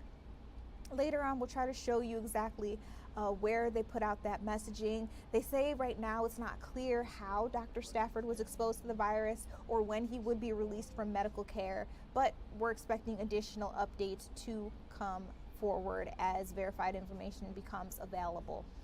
All right, now earlier on in this live stream, we talked to you more about that mosque shooting that happened in San Diego. While we set up the scene for that, keep in mind that it is election night here in Pennsylvania. If we do see that the governor happens to come out during his watch night party, we will try to get you all out to it. But with that situation happening in San Diego, we know that 2 teen boys are accused of opening fire and killing 3 people. They say they're innocent people at the largest Islamic center in San Diego. They say that these boys had hate in their heart and had even put out some messaging that had some pretty horrible thoughts about various religions, not just the Islamic faith. So police were already looking into them. They were put down as runaways at the time. They were already looking into that situation when they heard that their parents say multiple firearms went missing, their children were missing, and that they may have been wearing camouflage apparel. We learned that from a press conference a little earlier yesterday. But I want to bring you out to another press conference, this one happening today. They had a Q&A with reporters, people able to ask some pretty intelligent questions about what we know so far in this case. Let's listen in together. Okay, I'll go ahead and open up to some questions. Just to be clear on the timeline, you talked about in great detail all the heroic actions of all 3 of these men. We know that the shooters did make it in the front entrance of the center, but they didn't go further than that. Did they leave the center because the guard had slowed them down and got the building on lockdown, and so they couldn't get any further than that? Thank you, Trevor. So the question for everybody is, what depth into the facility, into the mosque, did the shooters actually go? What we've learned after reviewing extensive video from yesterday's events, when they engaged the security guard outside, they began to make entry into the front lobby. While they were engaging in a gun battle with the security guard, ultimately, the security guard was wounded and then killed outside of the mosque. They went back inside. Again, understand that the security guard had put out a lockdown protocol. The sound of the gunfire, all of the delay in that gun battle allowed everybody to get out of the main common areas of the mosque and into areas of hiding. So when they began to go through areas of the mosque, they were not running into more victims. As they began to move from room to room, some of the video surveillance shows that they're going into areas where thankfully nobody was at. Ultimately, you can see them look out a window. It's unclear as to whether they could see clearly through that window or not, but you can see one of them point to the window, and then they run out of a door right next to that window and immediately engage the 2 remaining victims outside in the parking lot. And I think that is a significant point for everybody to understand, is when they drew, obviously inadvertently, drew the attention of those gunmen out of the door and out into the parking lot where they subsequently died. What was coming seconds away was hundreds of police officers that everybody that was there yesterday could see. They immediately ran to their vehicle and fled the scene at that point. And I truly believe that's what saved the 140 kids that were just inside. Chief, on what critical time? Yes, ma'am. How did these teenagers get access to so many different types of weapons, and do you have any details to share about the weapons that they used in yesterday's crimes? I can tell you at this point, the guns were not registered to these individuals. and belong to the parents of one of the individuals. And exactly how they came into, what they were able to obtain them is still under investigation. Chief, Yes, ma'am. Given the fact that the weapons did come from one of the parents, will you be recommending charges against the parent in this case, or can you share an update on where you're at in that determination? We're still looking into it. Still, we're 24 hours out. Chief, We're could still I ask looking you- into it completely. Chief, could I ask you, I know you've read the writings, I know you're limited in what you can tell us. We were told before it was hatred towards everyone. Can you give us an idea of maybe a bit more of what the writings contained? And also, do you believe that the students in these two schools were the specific targets? Is that who these gunmen wanted to kill? Repeat the last part of that question. They ended up at this Islamic Center, which has the two schools. Were the students their main target, you feel? Did they want to kill students? So we're still trying to gather a bigger picture as to exactly what the intended target location was. I'm going to bring Mark back up here to talk a little bit more about maybe what some of that rhetoric was. But we're still looking into exactly what that scope of threats, that threat picture was. Yeah, thank you for your question. So I can confirm there has been a manifesto that's been recovered. I would reiterate it's early on in the investigation. We are dedicating every resource the FBI has to conduct a thorough analysis of that manifesto to try to learn what led to this, but I think also more importantly, how can we stop future attacks? So I know there's a lot of questions related to this on the community. What I would just continue to reiterate is they didn't discriminate on who they hated. It covered a wide aspect of races and religions. More than just the Islamic people in that church. Correct. No. Correct. But Special Agent, they nevertheless, in a city that's majority white, specifically picked out a site where they knew would be immigrants, where they knew would be Muslims. That doesn't seem to suggest respectfully that they hated everybody equally. I would say we're still too early in the investigation to say that the Islamic Center of San Diego was the specific target. We are assessing and analyzing all the evidence. Again, it's very early. We're still looking through electronics to give us the answers. But again, what I can say is they definitely had a broad hatred towards a lot of folks. What have you Agent, learned from are their you social aware of the media? suspects live streaming the attack for their own death? I'm aware of that information, and again, not a lot I can share at this point because we're actively going through those electronics. We just recently got search warrants in place, so we are digging into that as aggressively and as quickly as we can. To the extent that you're able, can you characterize their deaths? I can't really. I apologize. Yeah. You mentioned that they were radicalized online. Can you talk more about that? Is that going through their computers, their laptops, their phones? What can you tell us about that? We're still going through, again, all that information, but what we do believe is that they met online, and through the course of that online communication, they discovered that they were both residing in the San Diego area, and they became acquaintances or associates and had in-person contact at that point. But in terms of how the radicalization occurred, we're still digging into all that. I know that you got a call yesterday from one of the suspects' mothers. Have you been in touch? How much have you been in touch with the other suspect's family? I want to be sensitive with what I share at this point. We are getting a lot of information from a lot of people, and so it's an ongoing. I know the community has a lot of questions, and we want to share and be as transparent as we can, but understanding we also have to be sensitive to the investigation and the victims and the witnesses we're talking with. So when the time is right, we'll absolutely share as much as we can. Are you able to confirm which mother called the 17-year-olds or the 18-year-olds? Do you want to touch on that? Yeah, we can. So the younger suspect's mom is the one that called. If I could I ask the imam a question? Yes, please. You talked about how the Islamic Center became far too familiar with receiving hate, and how you've taken all of these steps to protect the building, including hiring me. And the first question would be, how many years ago had you hired them? Amin, I believe, if I'm not mistaken, was hired sometime in 2019, 2020. Quite some time. Yeah. It's also very clear by the actions that he took, immediately getting things on lockdown, that this was something that he and the center had planned for. Is this something that you had talked to him about? Yeah. We do a drill, test every time, especially with the school, multiple times every school year.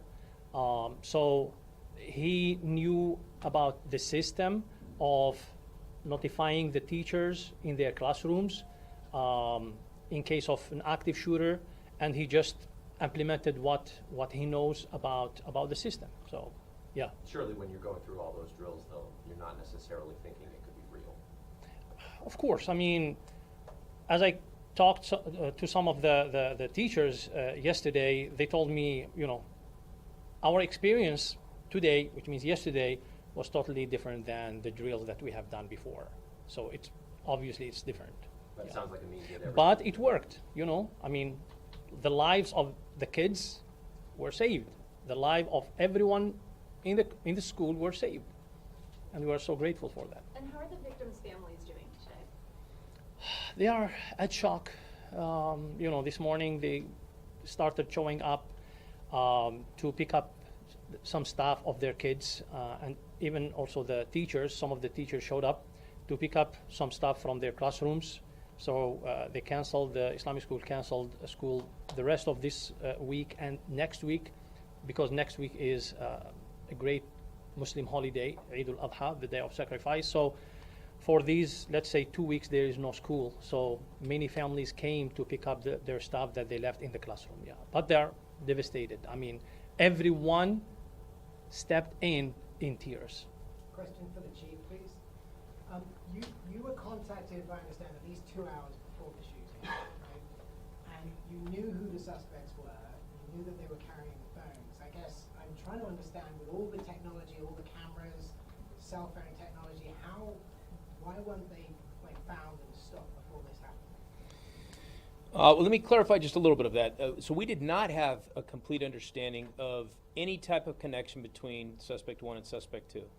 We had the parent of suspect 1 calling, and as she's beginning to understand the circumstances surrounding her son's situation, and as she's beginning to provide that information to us,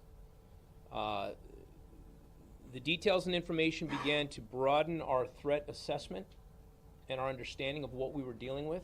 And it went from a runaway suicidal individual to homicidal, potentially homicidal, 2 suspects. Yes, we were utilizing technology to try to get out in front of them, but this is all happening in real time. And we did utilize technology to try and do that, but you have to have certain cell phone information to be able to get the things we need to be able to go up on those cell phones, and some of that takes a little bit of time. But technology was utilized from the very beginning to try to get out in front of these guys. Yes, sir. So, I've been to the center. And All right, so we are going to put a pin in their thoughts there. We've been listening into that press conference where they talked a little bit more about what exactly took place during that San Diego mosque shooting. Remember, it is election night here in Pennsylvania. We've got a couple of key elections that we are keeping our eyes on. Dr. Ayla Stanford is up for election in District 3. And I just want to let you know we are at her watch party. We're at a couple of others as well. Just listening real quick to where they are at in their program. It looks like they're changing over speakers. We just want to make sure that on behalf of all the board members and everyone from the North Philadelphia Welcome Center, that you tell people about this space. Because a lot of times people don't realize not only is it the longest running Black-owned supermarket in the country, shout out to Leon Sullivan and this amazing legacy that people work to continue. Yeah, that's definitely worthy of clapping for. A lot of times people just don't know. We love the Liberty Bell, we love downtown, we like the double-decker buses and everything else, but we want people to understand the value and importance and the crucial story of North Philadelphia. And at this time, we have somebody else coming to the microphone. It feels like karaoke. But let me get it right. You know somebody's special when they only got one name.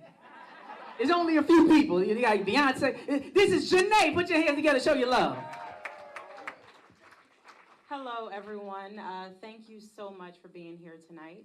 My name is Janae, full name Janae Taft Mack. I am Dr. Stanford's campaign manager, and I I cannot express how grateful I am for all of the service that all of you guys have provided. Everybody's pitched in one way or another. Everyone's really surrounded Dr. Stanford with all of the love. They've contributed to the campaign in so many different ways, through your knowledge, through your expertise, through contributions, and through boots on the ground, and in so many other ways. So I'm not going to speak very long. We are going to enjoy ourselves as we watch the results. And if you have any questions, feel free to come up and say hello to me or someone else on the team. I want to shout out the team back there. I'm not going to call everyone out by name, but the team members in the back, from our content creators to our field director to our deputy campaign manager to our amazing finance team to all of the endorsers and people who just really surrounded the campaign with love and support. I owe you the world, and I am forever indebted. So thank you so much to everyone who's in this room and everyone who couldn't make it tonight. We're going to enjoy ourselves. We're going to watch some great coverage. We started this off with Dr. Stanford in the lead in the mail-in vote, so that was very exciting to see. And we can get up and we can enjoy some really great food prepared by our wonderful caterer, Terry, who's no longer here. But please enjoy yourself. Let your hair down. Tonight is the night, and we're going to enjoy it as we watch the results come in. So thank you again for coming in. Anybody else? I don't want anybody to be mad at me, because we're going to start with the music and the food. All right, as she mentioned, we are going to keep our eyes on the results. This is a big night in Pennsylvania. We're keeping our eyes on a couple of different watch parties right here in District 3. So on the left side, we were just hearing from Dr. Ayla Stanford's party. On the right side, we actually have a live camera out at Chris Rabb's party. And I hear it looks like the music's on. People are mingling, mixing and mingling. There may be some speakers later on. I'm trying to hear exactly who's singing. I know this song. Okay, I can't think of what it's called, but I know this song. Sounds like they're having a good time. Again, we will keep our eyes on everything that's happening. Let's take a look. Our website actually has live election results available for you. As we keep our eyes on the different parties that are happening in Pennsylvania, I want to let you know it's not just Ayla, it's not just Chris. There's also Sharif Street, who's running for the Democratic position in this primary. We also have Sean Griffith. So right now, as of 8:46, we're just waiting for those results to be updated one more time now that we are in the 9 o'clock hour. But it looks like is leading at just over 12,000 votes. We see Chris Rabb is not that far behind with 9,900, so he could potentially reach 10,000 as we wait for these results to be updated. Sharif Street looks like he's doing pretty well with 8,300. Sean Griffith is trailing behind with just 732 votes. So we're going to keep our eyes with what's happening on the District 3 primary. Do want to let you know that we're looking at some of our other races as well. Hey, Jake, can you scroll up for me real quick? We know that there was also a lieutenant governor primary where Austin Davis, he ran uncontested in the Democratic race, so he ran unopposed. He should be the candidate in November. Now, the Republicans, though, they had a little bit of competition. It looks like Jason Ritchie is pulling out on top. Those results are accurate as of this moment in time, 9:02 p.m., which it's about 9:03 now. He's leading with 90,000 votes. Again, we are keeping our eyes on how the cookie's going to crumble for the lieutenant governor race. Of course, I told you before that for governor, both Josh Shapiro, Stacey Garrity, they both ran uncontested, so their results should continue to stand this way. In November, they will be going up against each other. It's going to be very interesting to see, you know, who comes out on top. Are we going to stay with the incumbent, or are people looking for something new here in Pennsylvania? And of course, we're keeping our eye on a couple of other races. I'll try to bring them to you throughout the evening. And I also want to let you know that any minute now we're expecting the governor, Josh Shapiro, to give a statement. We actually have a live camera at one of his events. As you can see, they're streaming right now live from Bucks County. So let's see if we can listen in to where they're at. Pennsylvanians are being squeezed from every direction. Gas prices are spiking, utility bills are climbing, grocery costs are stretching family budgets to the breaking point. I've heard it from parents working 2 jobs, from seniors on fixed incomes, from young families trying to get started. People are doing everything right and still struggling to get ahead. Let me be clear, we can't and won't sit idly by. Pennsylvanians deserve leaders who show up, who listen, and who get stuff done.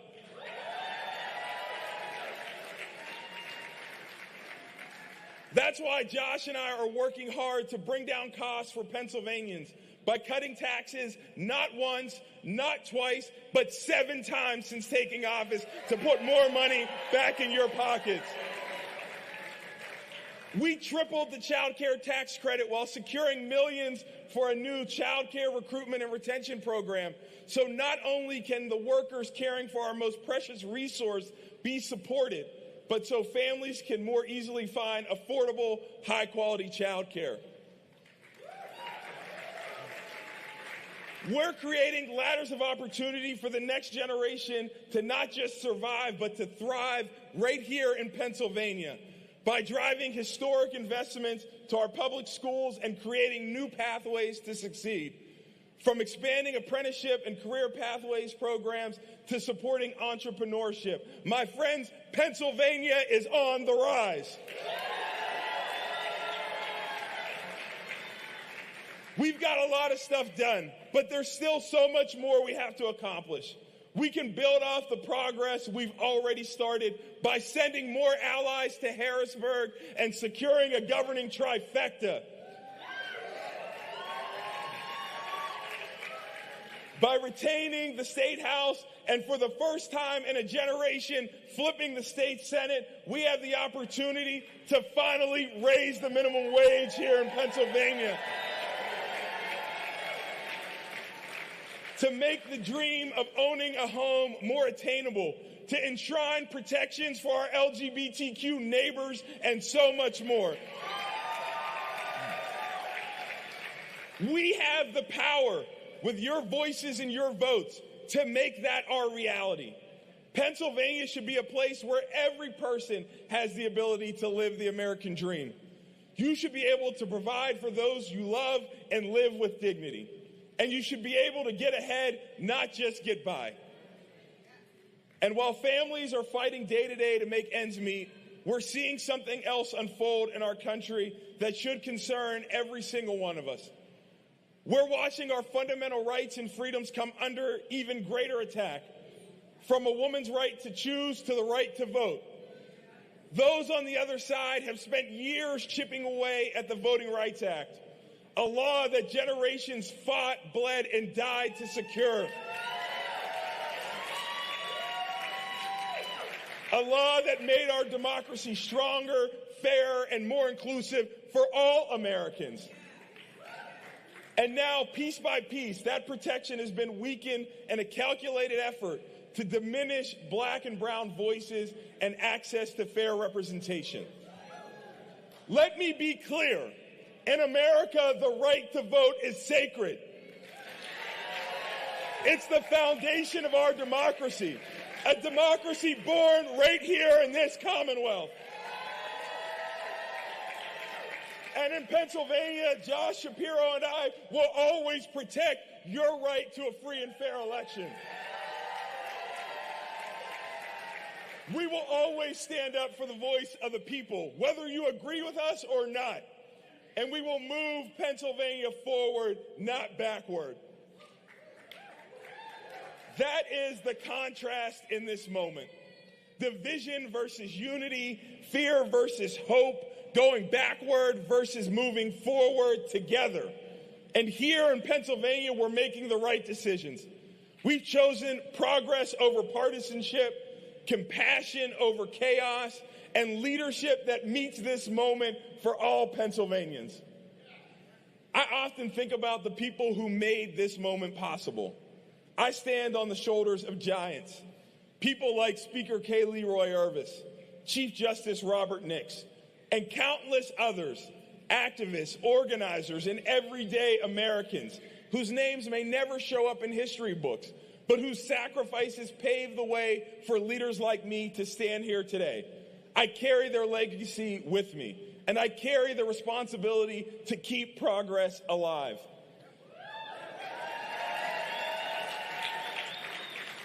I saw that responsibility come to life not long ago. In a small town in northwestern Pennsylvania, I met a group of children on a visit to their school. At the end of the program, one of those children pulled me by my jacket and said, "You look like me." That moment has never left me because representation matters. It tells our young people what's possible when they are willing to work hard. It reminds them that no dream is too big, and it challenges all of us to build a future where every child can see themselves in positions of leadership and service. That's what this campaign... All right, you guys, we're going to take over here. That, again, is that watch party that's happening for Governor Josh Shapiro. He's had multiple speakers come up, speak on his behalf, speak on the future that he wants for Pennsylvania. But the big question is, when November rolls around, are people going to want to change? We'll keep our eyes on it. We do have results in as they're pouring in for District 1. I want to show you real quick. It looks like Bob Harvey is in the a big lead over Lucia Simonelli. We'll see what happens here, but if things continue to go this way, it looks like Harvey could be the one facing Republican Brian Fitzpatrick in November. So again, we're going to keep our eyes on that there. And the 10 o'clock hour, we should be able to give you the official results. But while we're talking about election night, because everything is happening and unfolding right now as we speak in Pennsylvania, there's also some big news of the evening that I want to make sure that we touch base on. Jeff Skrzewski has been learning a little bit more about this missing swimmer. I hear he's only 20 years old. What are you hearing about this case, Jeff? Yeah, the search continues tonight for a missing 20-year-old last seen boogie boarding in the Atlantic Ocean here in Ocean City, New Jersey. I'm told this remains an active search. The Coast Guard currently is in the ocean searching somewhere between 3rd and 14th Streets. They may have to expand that search. Take a look at the extensive search efforts going on the last 2 days. Boats, wave runners, helicopters, drones, extensive search efforts continue tonight for that missing 20-year-old male last seen in the water at 10th Street late Monday afternoon.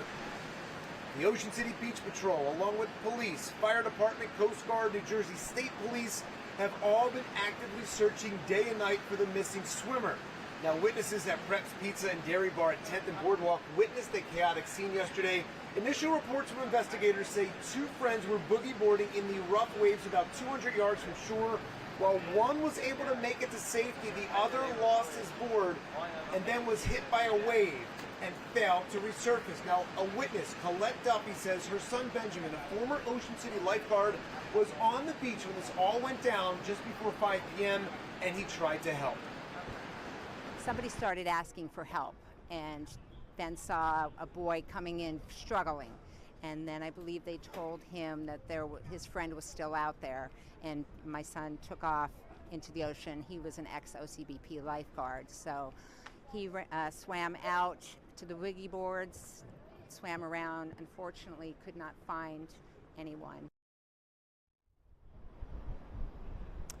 Now, no lifeguards were on duty at the time. Remember, lifeguards are not active until this weekend, Memorial Day.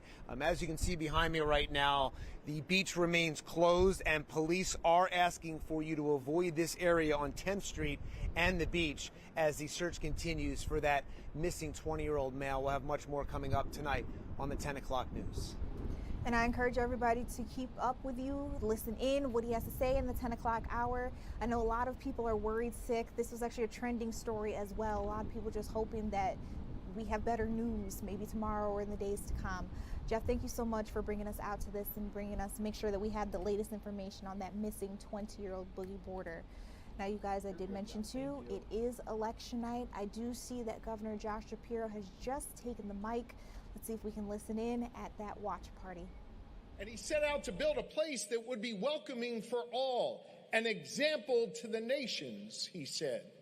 He was guided in this work by these core principles: the freedom to worship as you please, a government that was fair to its citizens, and free elections where people would choose their representatives. Now, 3.5 centuries later, we are gathered here tonight with a duty to protect those principles, to ensure that we do our part right now to pass them down to the next generation of Pennsylvanians. We have a responsibility to show that we will be the model to others who are watching us for our lead. I know that all feels at risk right now.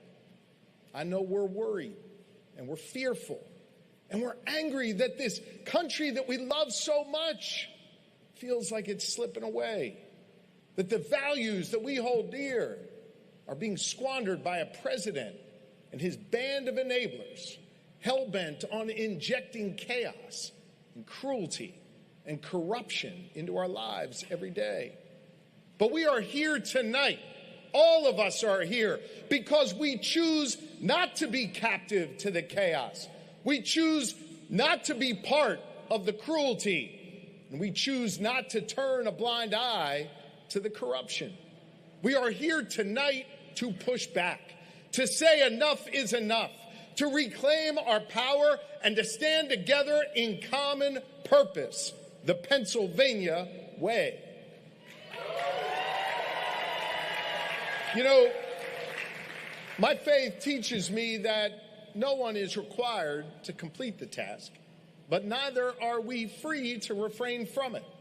And so, with a firm commitment to staying in the game and doing my part, I stand before you tonight to again accept the Democratic nomination for governor of the great Commonwealth of Pennsylvania.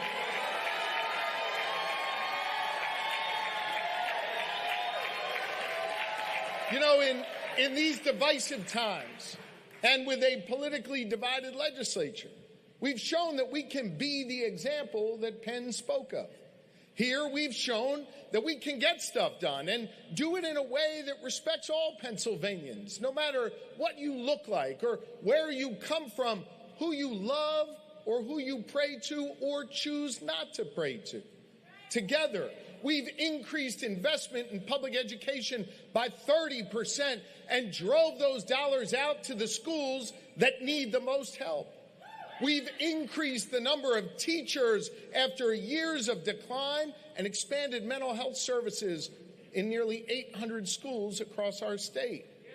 And now, free breakfast for all students is the law in Pennsylvania.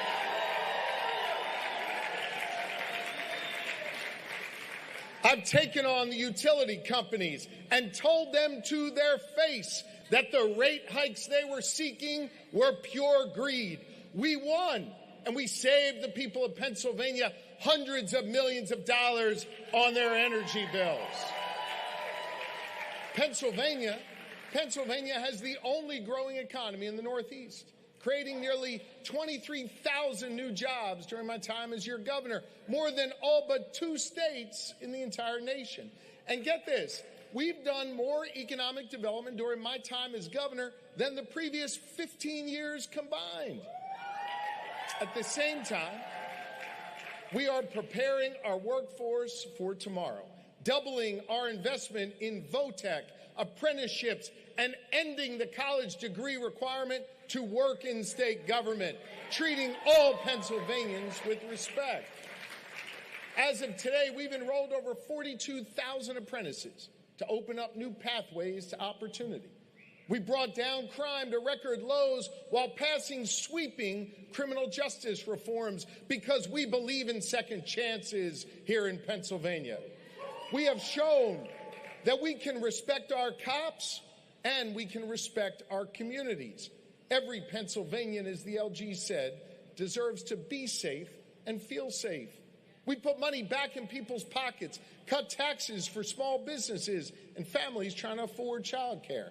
We passed the largest targeted tax cut for seniors in nearly 2 decades.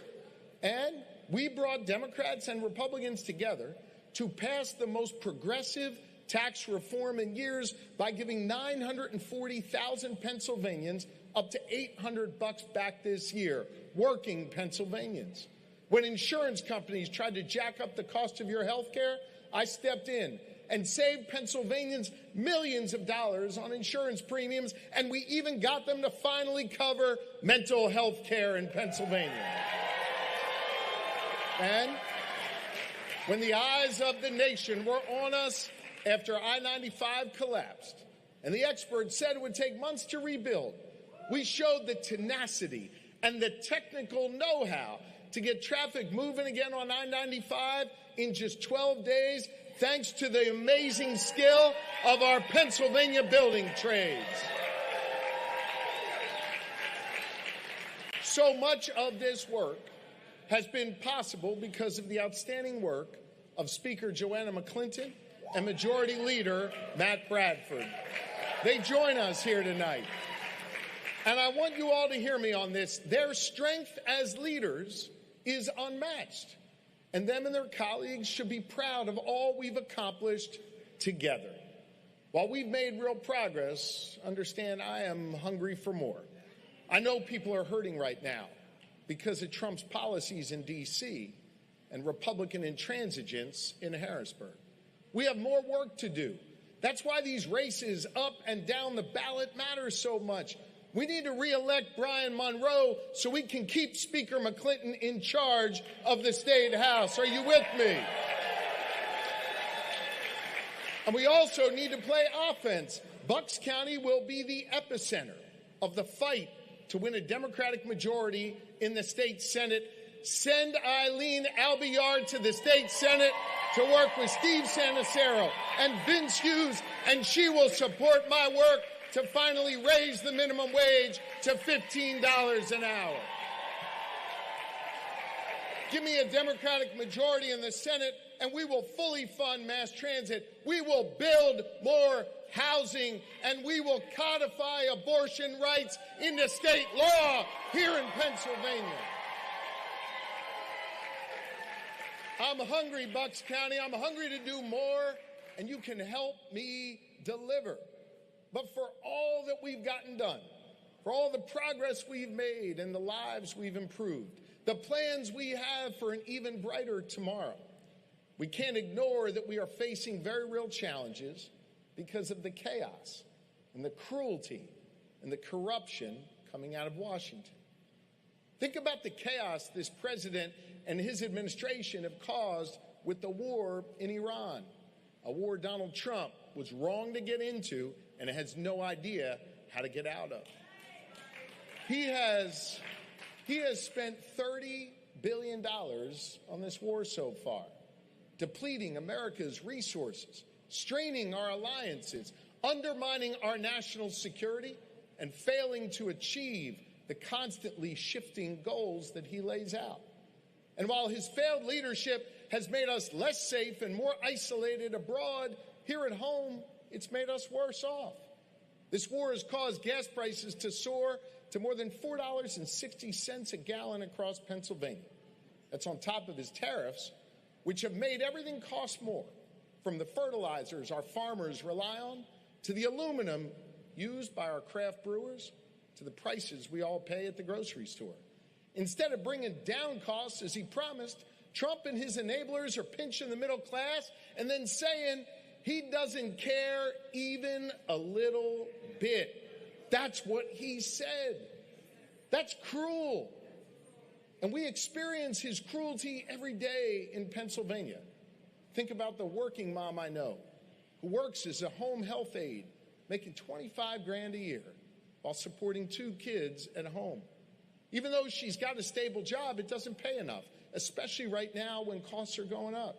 She relies on Medicaid for her health care coverage. She is doing everything right, working hard, caring for others, trying to give her kids a good start. But last year, Donald Trump got his allies in Congress and people like my opponent in this race to back his top priority, cutting Medicaid for people like that working mom. Across Pennsylvania, 500,000 are going to lose health care, including 310,000 of our neighbors on Medicaid. Imagine what will happen when she loses her health care. Where will she go when she gets sick? What happens if she hurts her back after a long week at work? How will she take care of her kids? Donald Trump and his enablers would have her suffer in pain just to give a massive tax cut for those at the very top who don't need it. That's cruelty. And now, think about the unmatched corruption of this president and his administration. They have built a government whose entire goal seems to be to help enrich his friends, his donors, and his own family, and then shield them all from paying the price for their illegal conduct. It started on day one. You remember when he pardoned those who broke the law and assaulted cops in the Capitol on January 6th. Just yesterday, we learned that he would continue whitewashing history by using your money to pay those who broke the law and betrayed our country from a new illegal billion-dollar fund that he fleeced from the American taxpayer. Somehow, he can't find the money to pay for health care, but he can steal from you to pay off the criminals who stored the Capitol. It's shameful. Under our commander-in-chief, the deals we make with other countries are dictated by graft, not by our national security interests. We have a government that is not just embracing a culture of rampant corruption. They are stealing from the American people right before our very eyes. I know corruption when I see it. As your Attorney General, I prosecuted those who broke the law, who stole from taxpayers, and I applied the law without fear or favor. You know, our founders feared this kind of corruption. They knew that no law, no constitution, no doctrine could stop corruption if leaders didn't act morally and with the common good of society in mind. We sadly learned in the last 18 months the lack of morals in the White House and the bounds of our laws, our courts, and our Congress. But Pennsylvania, there is an antidote to all of this. Right here in our Commonwealth, we have the power to rein in the chaos, the cruelty, and the corruption of this administration and chart a better path forward for our Commonwealth and for the citizens of this country. We have a lot of power, and we have a lot of responsibility. And we should not lose sight of the privilege we have to live in Pennsylvania, the state that always decides it all. I'm grateful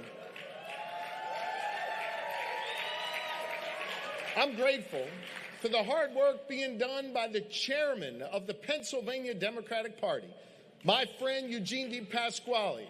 And I'm grateful for his army of Pennsylvania Democrats who all knock on doors, who text their neighbors, and who give their time for our party, for our Commonwealth, and for our country. You know, we got a lot done together. We got a lot more work to do. We cannot afford to give Donald Trump a rubber stamp in the governor's office. And that's exactly what we're up against. My opponent is running on her complete and total allegiance to Donald Trump because she's more focused on serving him than fighting for you. She proudly wears that MAGA hat while I wear the Pennsylvania jersey. You and your families, I believe, deserve a governor who shares your values, who will always fight for you. I'll defend the union way of life. I'll defend the right to choose, and I'll defend the right to marry who you love. I'll invest in your future, and hear me on this, I will always honor the oath I take to uphold the constitutions of the United States and our Commonwealth. I will never, ever, ever back down from a fight. And I will never back down from a fight, especially against a president who's coming for you. You also deserve leaders in Congress who will focus on getting stuff done for you.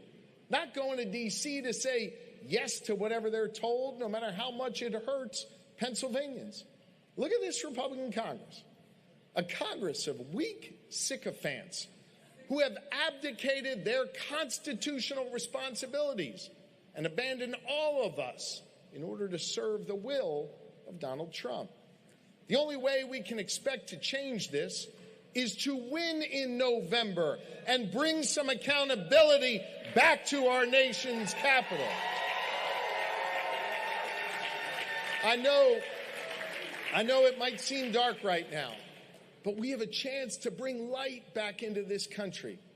Think about what it will look like after we flip 4 seats here in Pennsylvania and win all across this country in November. To have a Congress that actually fights for us. We can roll back those Medicaid cuts and get back to investing in our communities and our families, not in reckless wars of choice.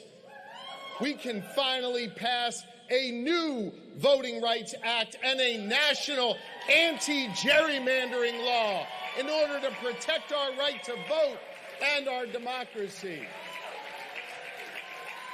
By winning these congressional seats here, we can elect a Congress that doesn't shy away from the responsibility of exposing wrongdoing. And we can hold this president and his administration accountable for their corruption.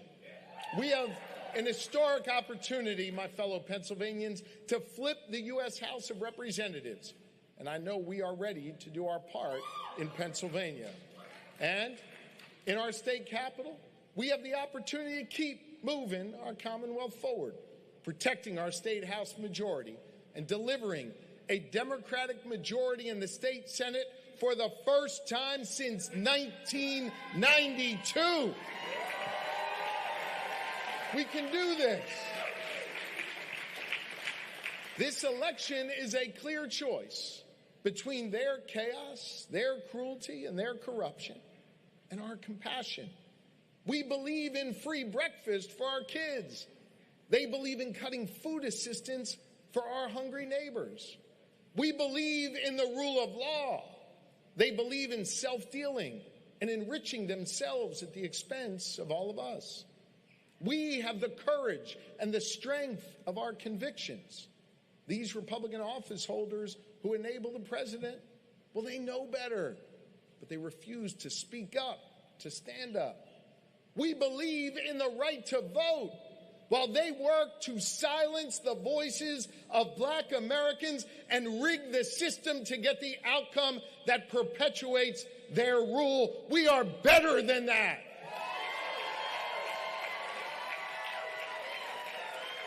We can come together to defeat the darkness we feel today and find our way into the light of tomorrow. In Pennsylvania, it is up to us this November and all of you, because you're the ones with the power. You have the power to change the direction of this country and chart a better future. You know, we gather here tonight in the midst of celebrating 250 years since we declared our independence from a king and set in motion one of the most extraordinary experiments in human governance and created the greatest country on the face of the earth.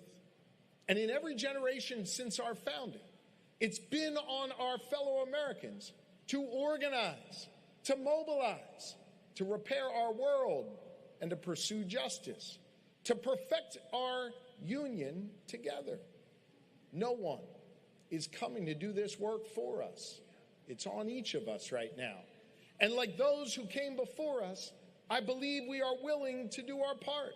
We are willing to stand up, and now is our moment to elect strong leaders who will fight for this democracy and deliver for all Pennsylvanians, to be a check on the chaos and cruelty and corruption, to live out Penn's vision and keep building a Commonwealth that is warm and welcoming for all, to create real opportunity and to advance the cause of real freedom. This is our charge, Pennsylvania. This is our time, and this is our task. Are you ready to go to work?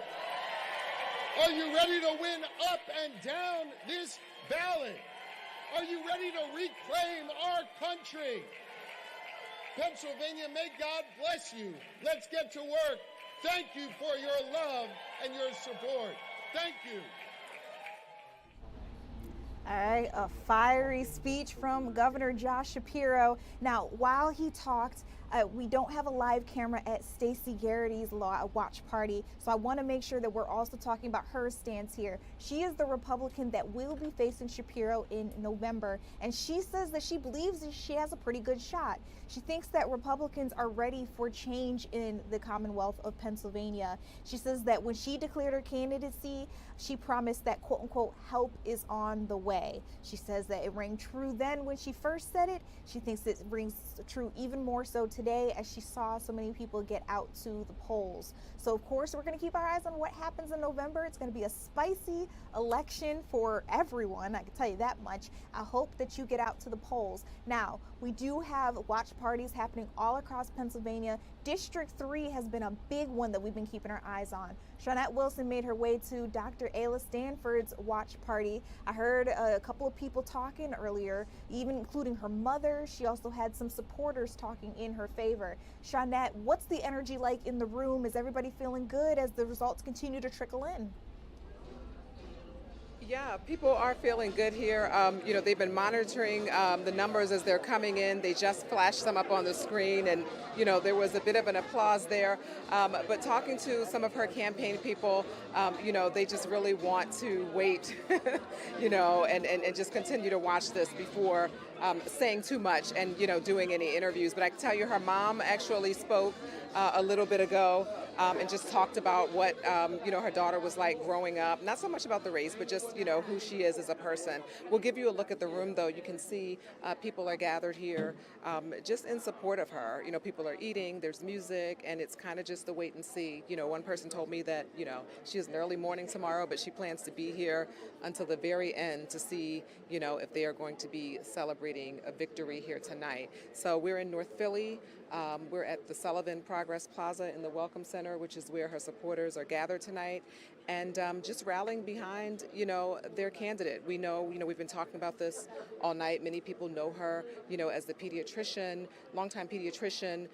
You know, a name became super big during COVID when she started the Black Doctors COVID-19 Consortium, you know, bringing testing to the Black community and then also educating people on vaccines. And so she became known not just to Philly, but, you know, really all across the country from that. So she is new, as we've been saying all day, to politics, but certainly her name can, as I like to say, Judea, you know, run with the other candidates who most of them have a lot of experience in politics.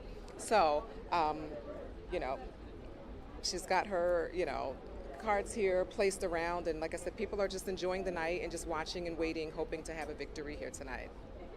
Now, I know typically candidates don't come out and speak until they're either 100% of all the votes have been counted or they're very close to it. According to the Associated Press, we're only seeing 31%. So I assume maybe she hasn't hit the mic yet. Is that accurate? I don't even believe that she is here right now. Oh, wow. I don't think she's here. Okay. Yeah.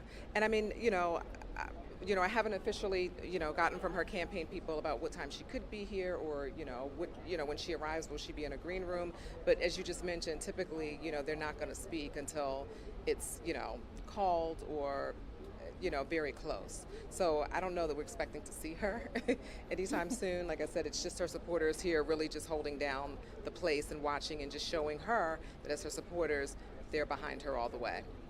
All right, beautiful, Shawnette. I know you got to get ready for the 10 o'clock. We're continuing to keep our eyes on those votes as they pour in. I'll let you go. Meanwhile, on our website, we actually have a live counter, a live tracker, where we can see how many votes are coming in for each particular candidate. So Dr. Stanford is who we were just talking about. It looks like right now, as of maybe 3 minutes ago, she was in the lead, 15,000 votes. We're talking about 36% of the votes there.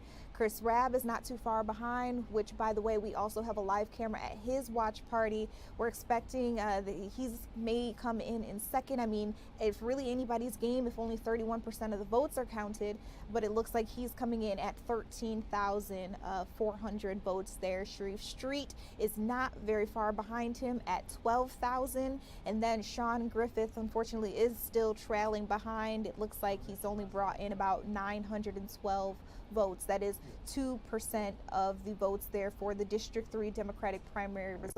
Now we know that this, again, is just for the Democrats. In November, it could be a different story that we're talking about here.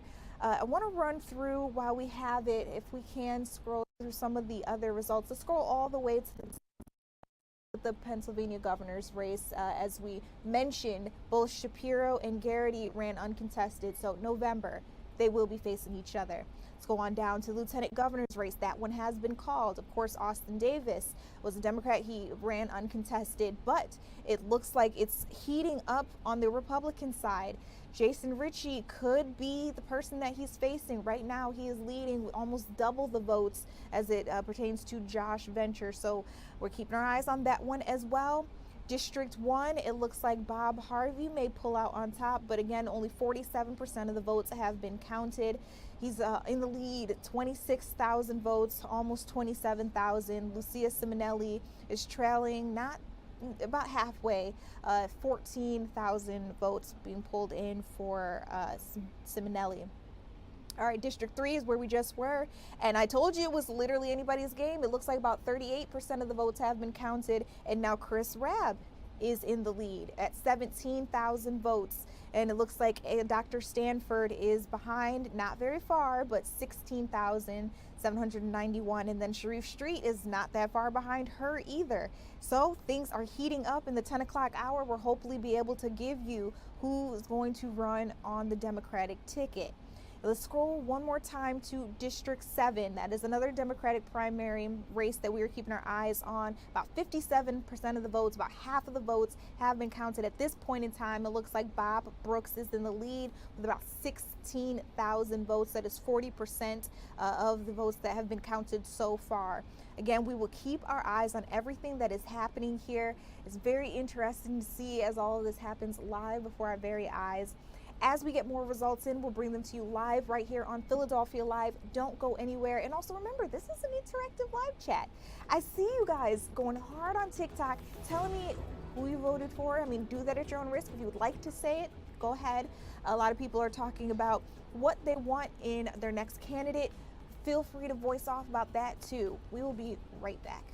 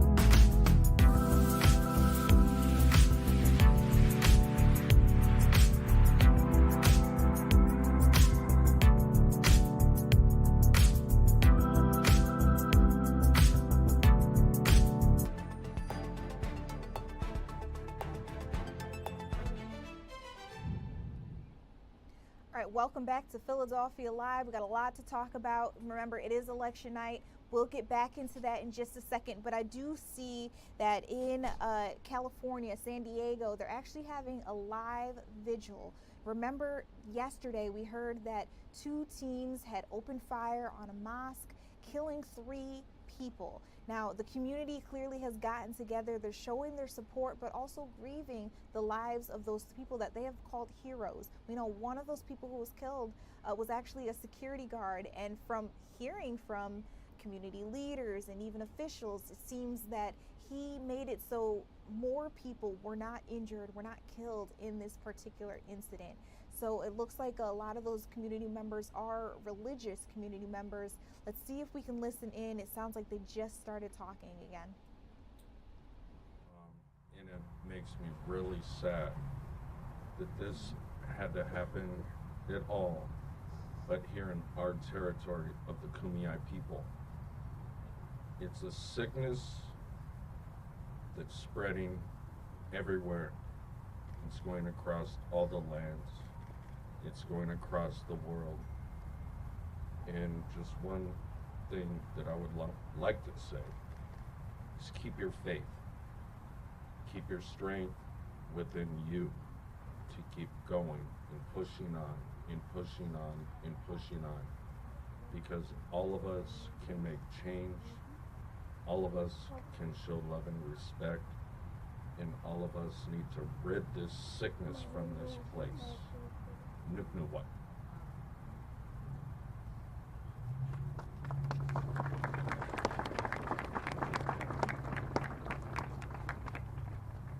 And now with Bishop Suzanne Brown Snook, the Bishop of the Episcopalian Diocese of San Diego. Thank you. Imam Taha, you always show up for other people.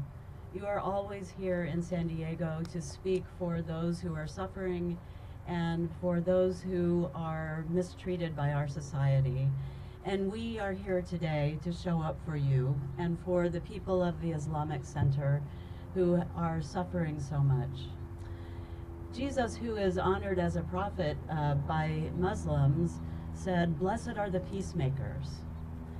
He said, "Blessed are those who mourn, for they will be comforted." He said, "Blessed are those who hunger and thirst for righteousness, for they will see God."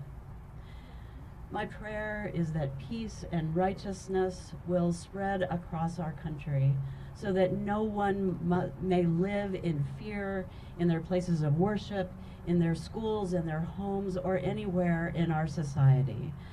My prayer is that those who mourn will be comforted, and that children and parents and worshipers will know that they are safe in the Islamic Center and other places of worship throughout San Diego and our land. We will be praying for you and with you, and we thank you for all you do for our community.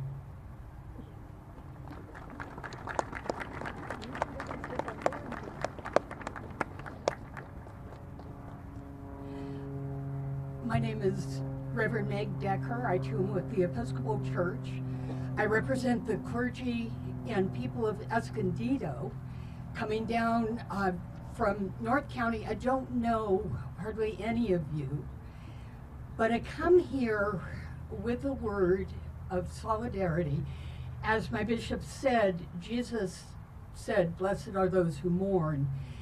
And that is a blessing that none of us want. And those words, I'm sure, don't help with the pain. I can't imagine how heavy it is for all of you in this community as you grieve, as you see that hole in your community. But my prayer is that all of us, our community, San Diego County, that we would know the blessing of mourning. Because the reason why mourning is a blessing is because it reminds us of the price and the value of love. It reminds us that love is the one thing that lasts. It shows us that love holds even beyond the grave. This is something our community needs to know. The reality and price the value, the strength, the overwhelming truth of love. And so my prayer is that we would know that truth of love. And for all of us who are not part of the Islamic Center, may we take this on ourselves to teach our neighbors, to teach each other, to be in mourning together. Let us share in the tiniest way we can in that blessing that maybe together we will show the truth of love. Amen.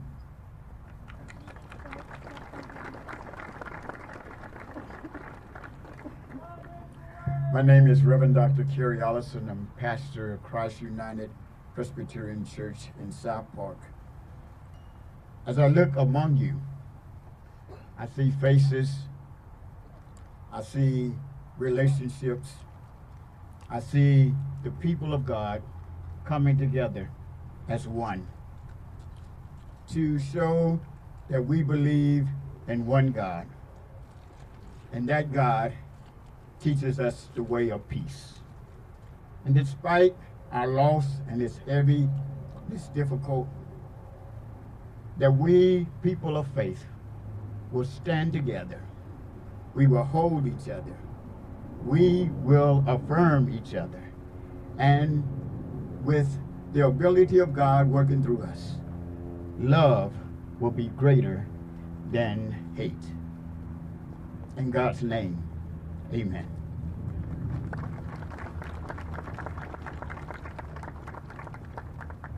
Good evening. I'm Reverend Brad Easterbrooks from the Diocese of San Diego, and I wanted to share Bishop Pham's statement for this community and for the community of San Diego.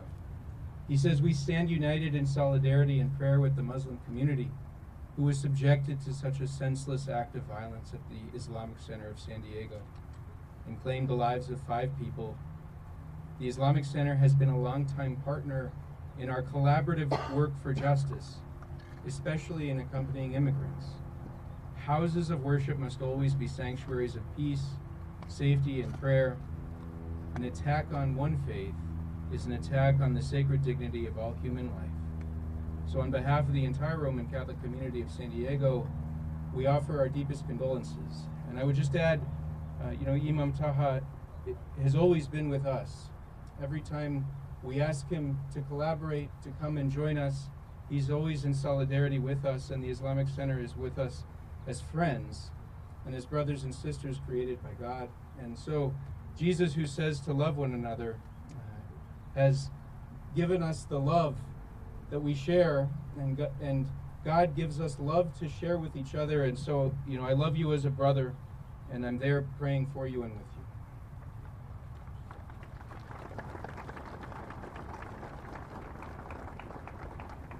By this, we end the segment of the faith leaders. Again, I would like to thank all the faith leaders who showed up today from all faiths and denominations, whether those who spoke or those who did not. Thank you so much again, and we really appreciate standing with the Muslim community in solidarity at this moment. Thank you again. Tasheem. Allahu Akbar! Allahu Akbar! Allahu Akbar! Allahu Akbar. Thank you to our faith communities for joining us. We may all pray differently, but we are bonded by our shared love for humanity, our shared love for each other, and our willingness to stand for each other. So thank you so much for all of the faith leaders that are here. I know there's so many of them. You're probably not even able to see some of them. Connect with them, because they are our brothers and sisters that are going to be standing with us going in the future. Next, I would like to invite Hussam Ayloush, who is the CEO of CARE California.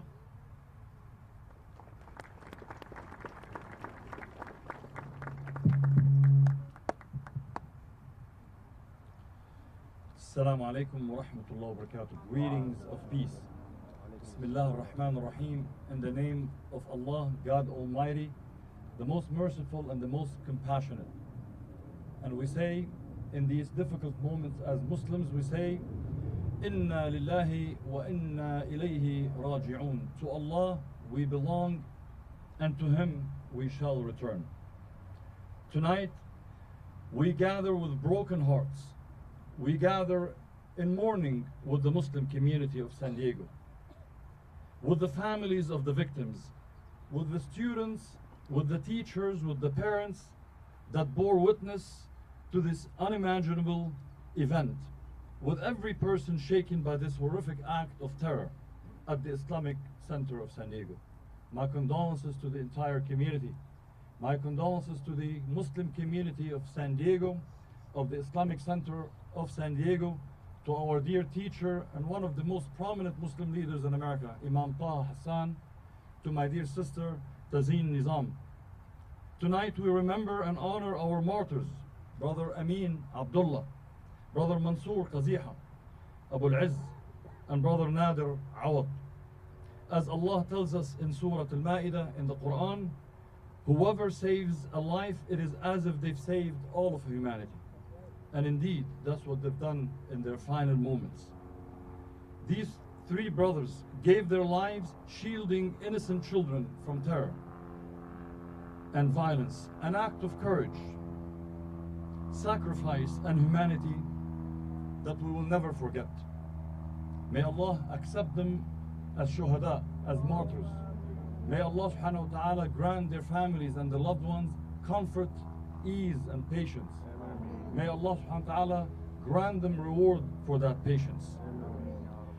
And I would like to thank every single person who came here tonight, my Muslim brothers and sisters, but also all of our allies, friends, neighbors, from all backgrounds, because your presence matters.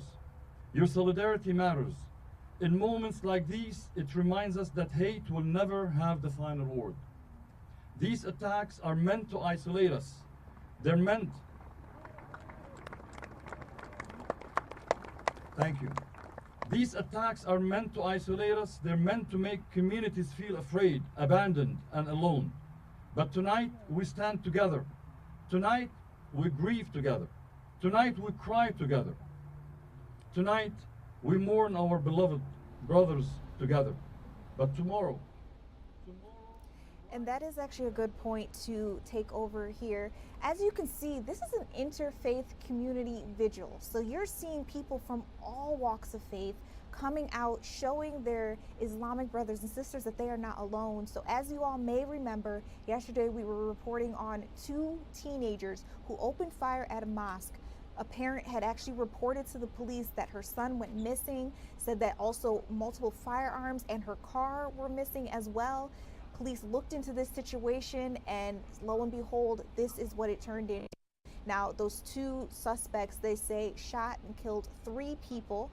And then they also say that somehow, some way, they got a little bit ways from the San Diego mosque. They turned the guns on themselves. And so we are also knowing that there are 2 suspects who were killed in this case. So 5 people total lost their lives in that situation.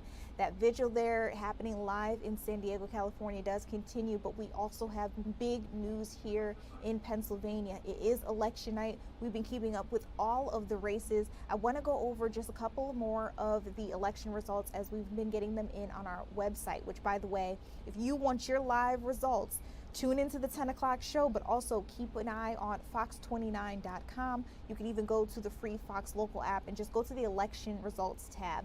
All right, let's District 1 in Pennsylvania. It looks like Bob Harvey did pull out with a win.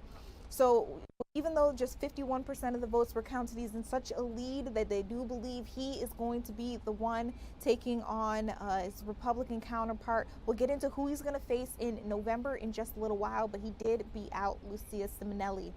Going on down, we're keeping our eyes on District 3. Now, Chris Rabb is now in the lead, and it looks like he's pulling out even more. 27,000 votes. He's coming above Dr. Stanford, who has just 19,000. Sharif Street trailing not too far behind at 18,000. Sean Griffith has broken the 1,000 mark, about 1,500 votes there. Again, we're going to keep our eyes on this. That has been calculated as of 9:52. Things could change any minute now. Scrolling on down one more time to District 7, we've got results in where Bob Brooks has won the Democratic race. 21,000 votes.